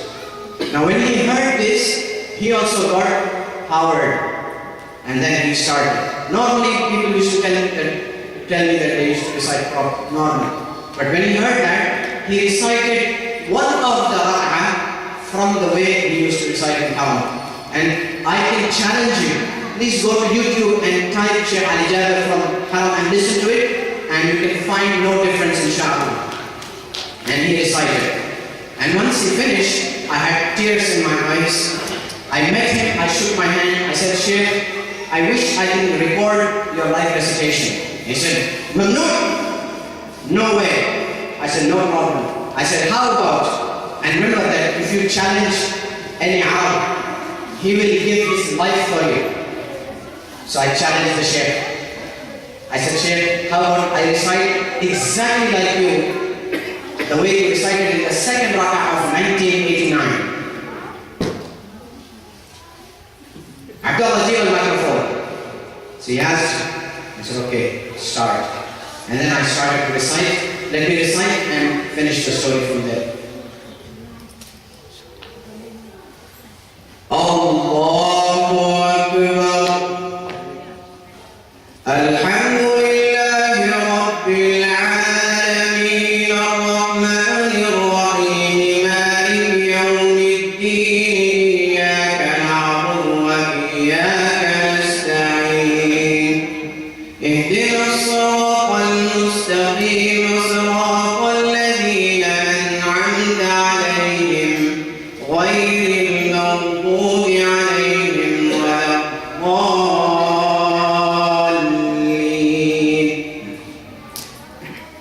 It's a long passage, but I'll go a little bit faster and I'll come towards the end. Inna lil-muttaqina mafazan hadaiqa wa a'naba wa kawa'iba atraban wa ka'san dihaqa la yasma'una fiha lahwan wa la kidhaba jazaa'an min rabbika 'ata'an hisaba rabbis samawati wal ardi wa ma bainahuma ar-rahman wa ma bainahuma ar-rahman la yamlikuna minhu khitaba yawma yaqumu ar-ruhu wal malaikatu saffan la yatakallamuna illa man adina lahu ar-rahman wa qala sawaba. Until the end of the surah, because of time I want to reduce. He smiled and he said, where is your tape recorder? And then the next thing he said, Abdullah, please give him a full set of my Quranic recitation. and he gave me the complete set of Quranic recitation from Surah Al-Fatiha to Surah Al-Nas. I still have it at my home, alhamdulillah. And also I have the recording that the Shaykh recited, and he recited in a new way that he never recited in the Haram. I listened to it and I just couldn't control it. And he recited, وَالسَّمَاءِ وَالطَّارِقِ وَمَا أَدْرَاكَ مَا الطَّارِقُ. In the Haram he never recites like this. In the Haram it's different because he has the Kaaba in front of him and there are people around him. وَالسَّمَاءِ وَالطَّارِقِ وَمَا أَدْرَاكَ مَا الطَّارِقُ. That's how he used to recite. And one of his best surahs was Surah Al-Rahman. And one of his best followers was Shaykh Abdurrahman Sudais. But many people in this day and age know only Sudais and Shireen because people have just grown up now. But if we go back to the time of Shaykh Al-Jabir, we will remember. Similar story of Shaykh Muhammad Ayyub in Medina. Shaykh Muhammad Ayyub was from Burma. In Medina, he used to recite in a very unique way. And he was asked to leave. But whenever he used to recite, he used to rock the whole Masjid al-Nabawi. Alhamdulillahi Rabbil Alameen, Ar-Rahman Ar-Rahim, Maliki Yawmiddin, Iyyaka na'budu wa iyyaka nasta'een, Ihdinas siratal mustaqim, so on and so forth. Finally, we have two important things that I want to share. First, that it doesn't matter which recital you pick and choose, make sure it fits your frequency. Try to fit something that is your style. Secondly, our intention is not to follow somebody, but our intention is to follow them so that they will help you to go on the right tajweed path. Once you understand the concept of tajweed properly, then you can have your own way, inshallah. My own style at the end, I held it. This is my gift for all of you. I don't have anything else but my gift, which is my own style, and this is here that I would like to just recite a couple of ayat. This is my own style, not this share, not that share, but I call it my own style.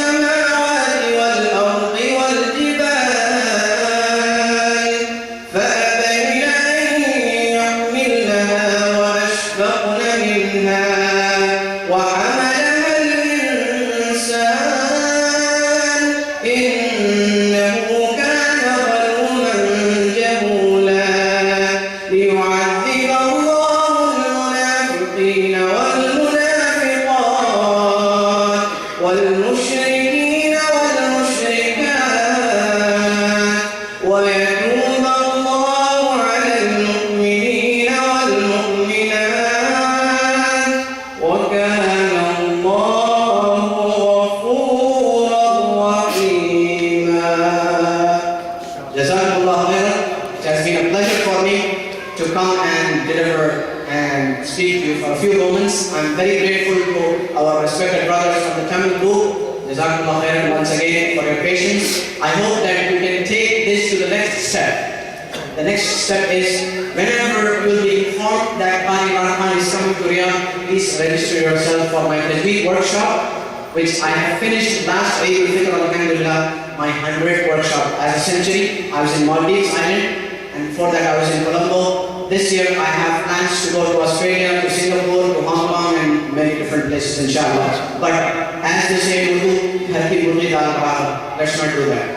So I hope that Jeddah is only 1 hour, 1.5 hours away. So we should benefit our neighbors and our people right here in the kingdom of Saudi Arabia inshallah. And I hope with this that we can inshallah help ourselves so that our children can learn how to recite properly. And finally, when Allah subhanahu wa ta'ala will say, according to the hadith Qudsi, يُقَالُ لِصَاحِبِ الْقُرْآنِ, it will be said to the companion of the Quran, اقرأ وارتق ورتل كما كنت ترتل في الدنيا فإن منزلتك عند آخر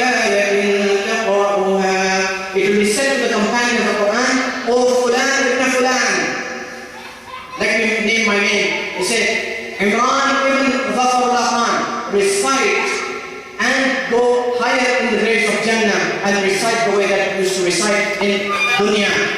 For verily your last destination will be at the last ayah that you stop. And imagine, he's not asking anything special. Allah is saying, Kama kunta tuwakkilu fi dunya, the way that you used to recite in dunya. So I hope that we will not be shy when Allah will ask us to recite. We start, Ya Rab, Abshir, I'm ready. أعوذ بالله من الشيطان الرجيم. اللهم ارزقنا تلاوة القرآن يا رب العالمين. اللهم ارزقنا تلاوة القرآن يا رب العالمين. اللهم ارزقنا فهم القرآن. اللهم اهدنا بالقرآن. اللهم اهد شباب الإسلام بالقرآن. وصلى الله على نبينا محمد وعلى آله وأصحابه أجمعين. والسلام عليكم ورحمة الله وبركاته.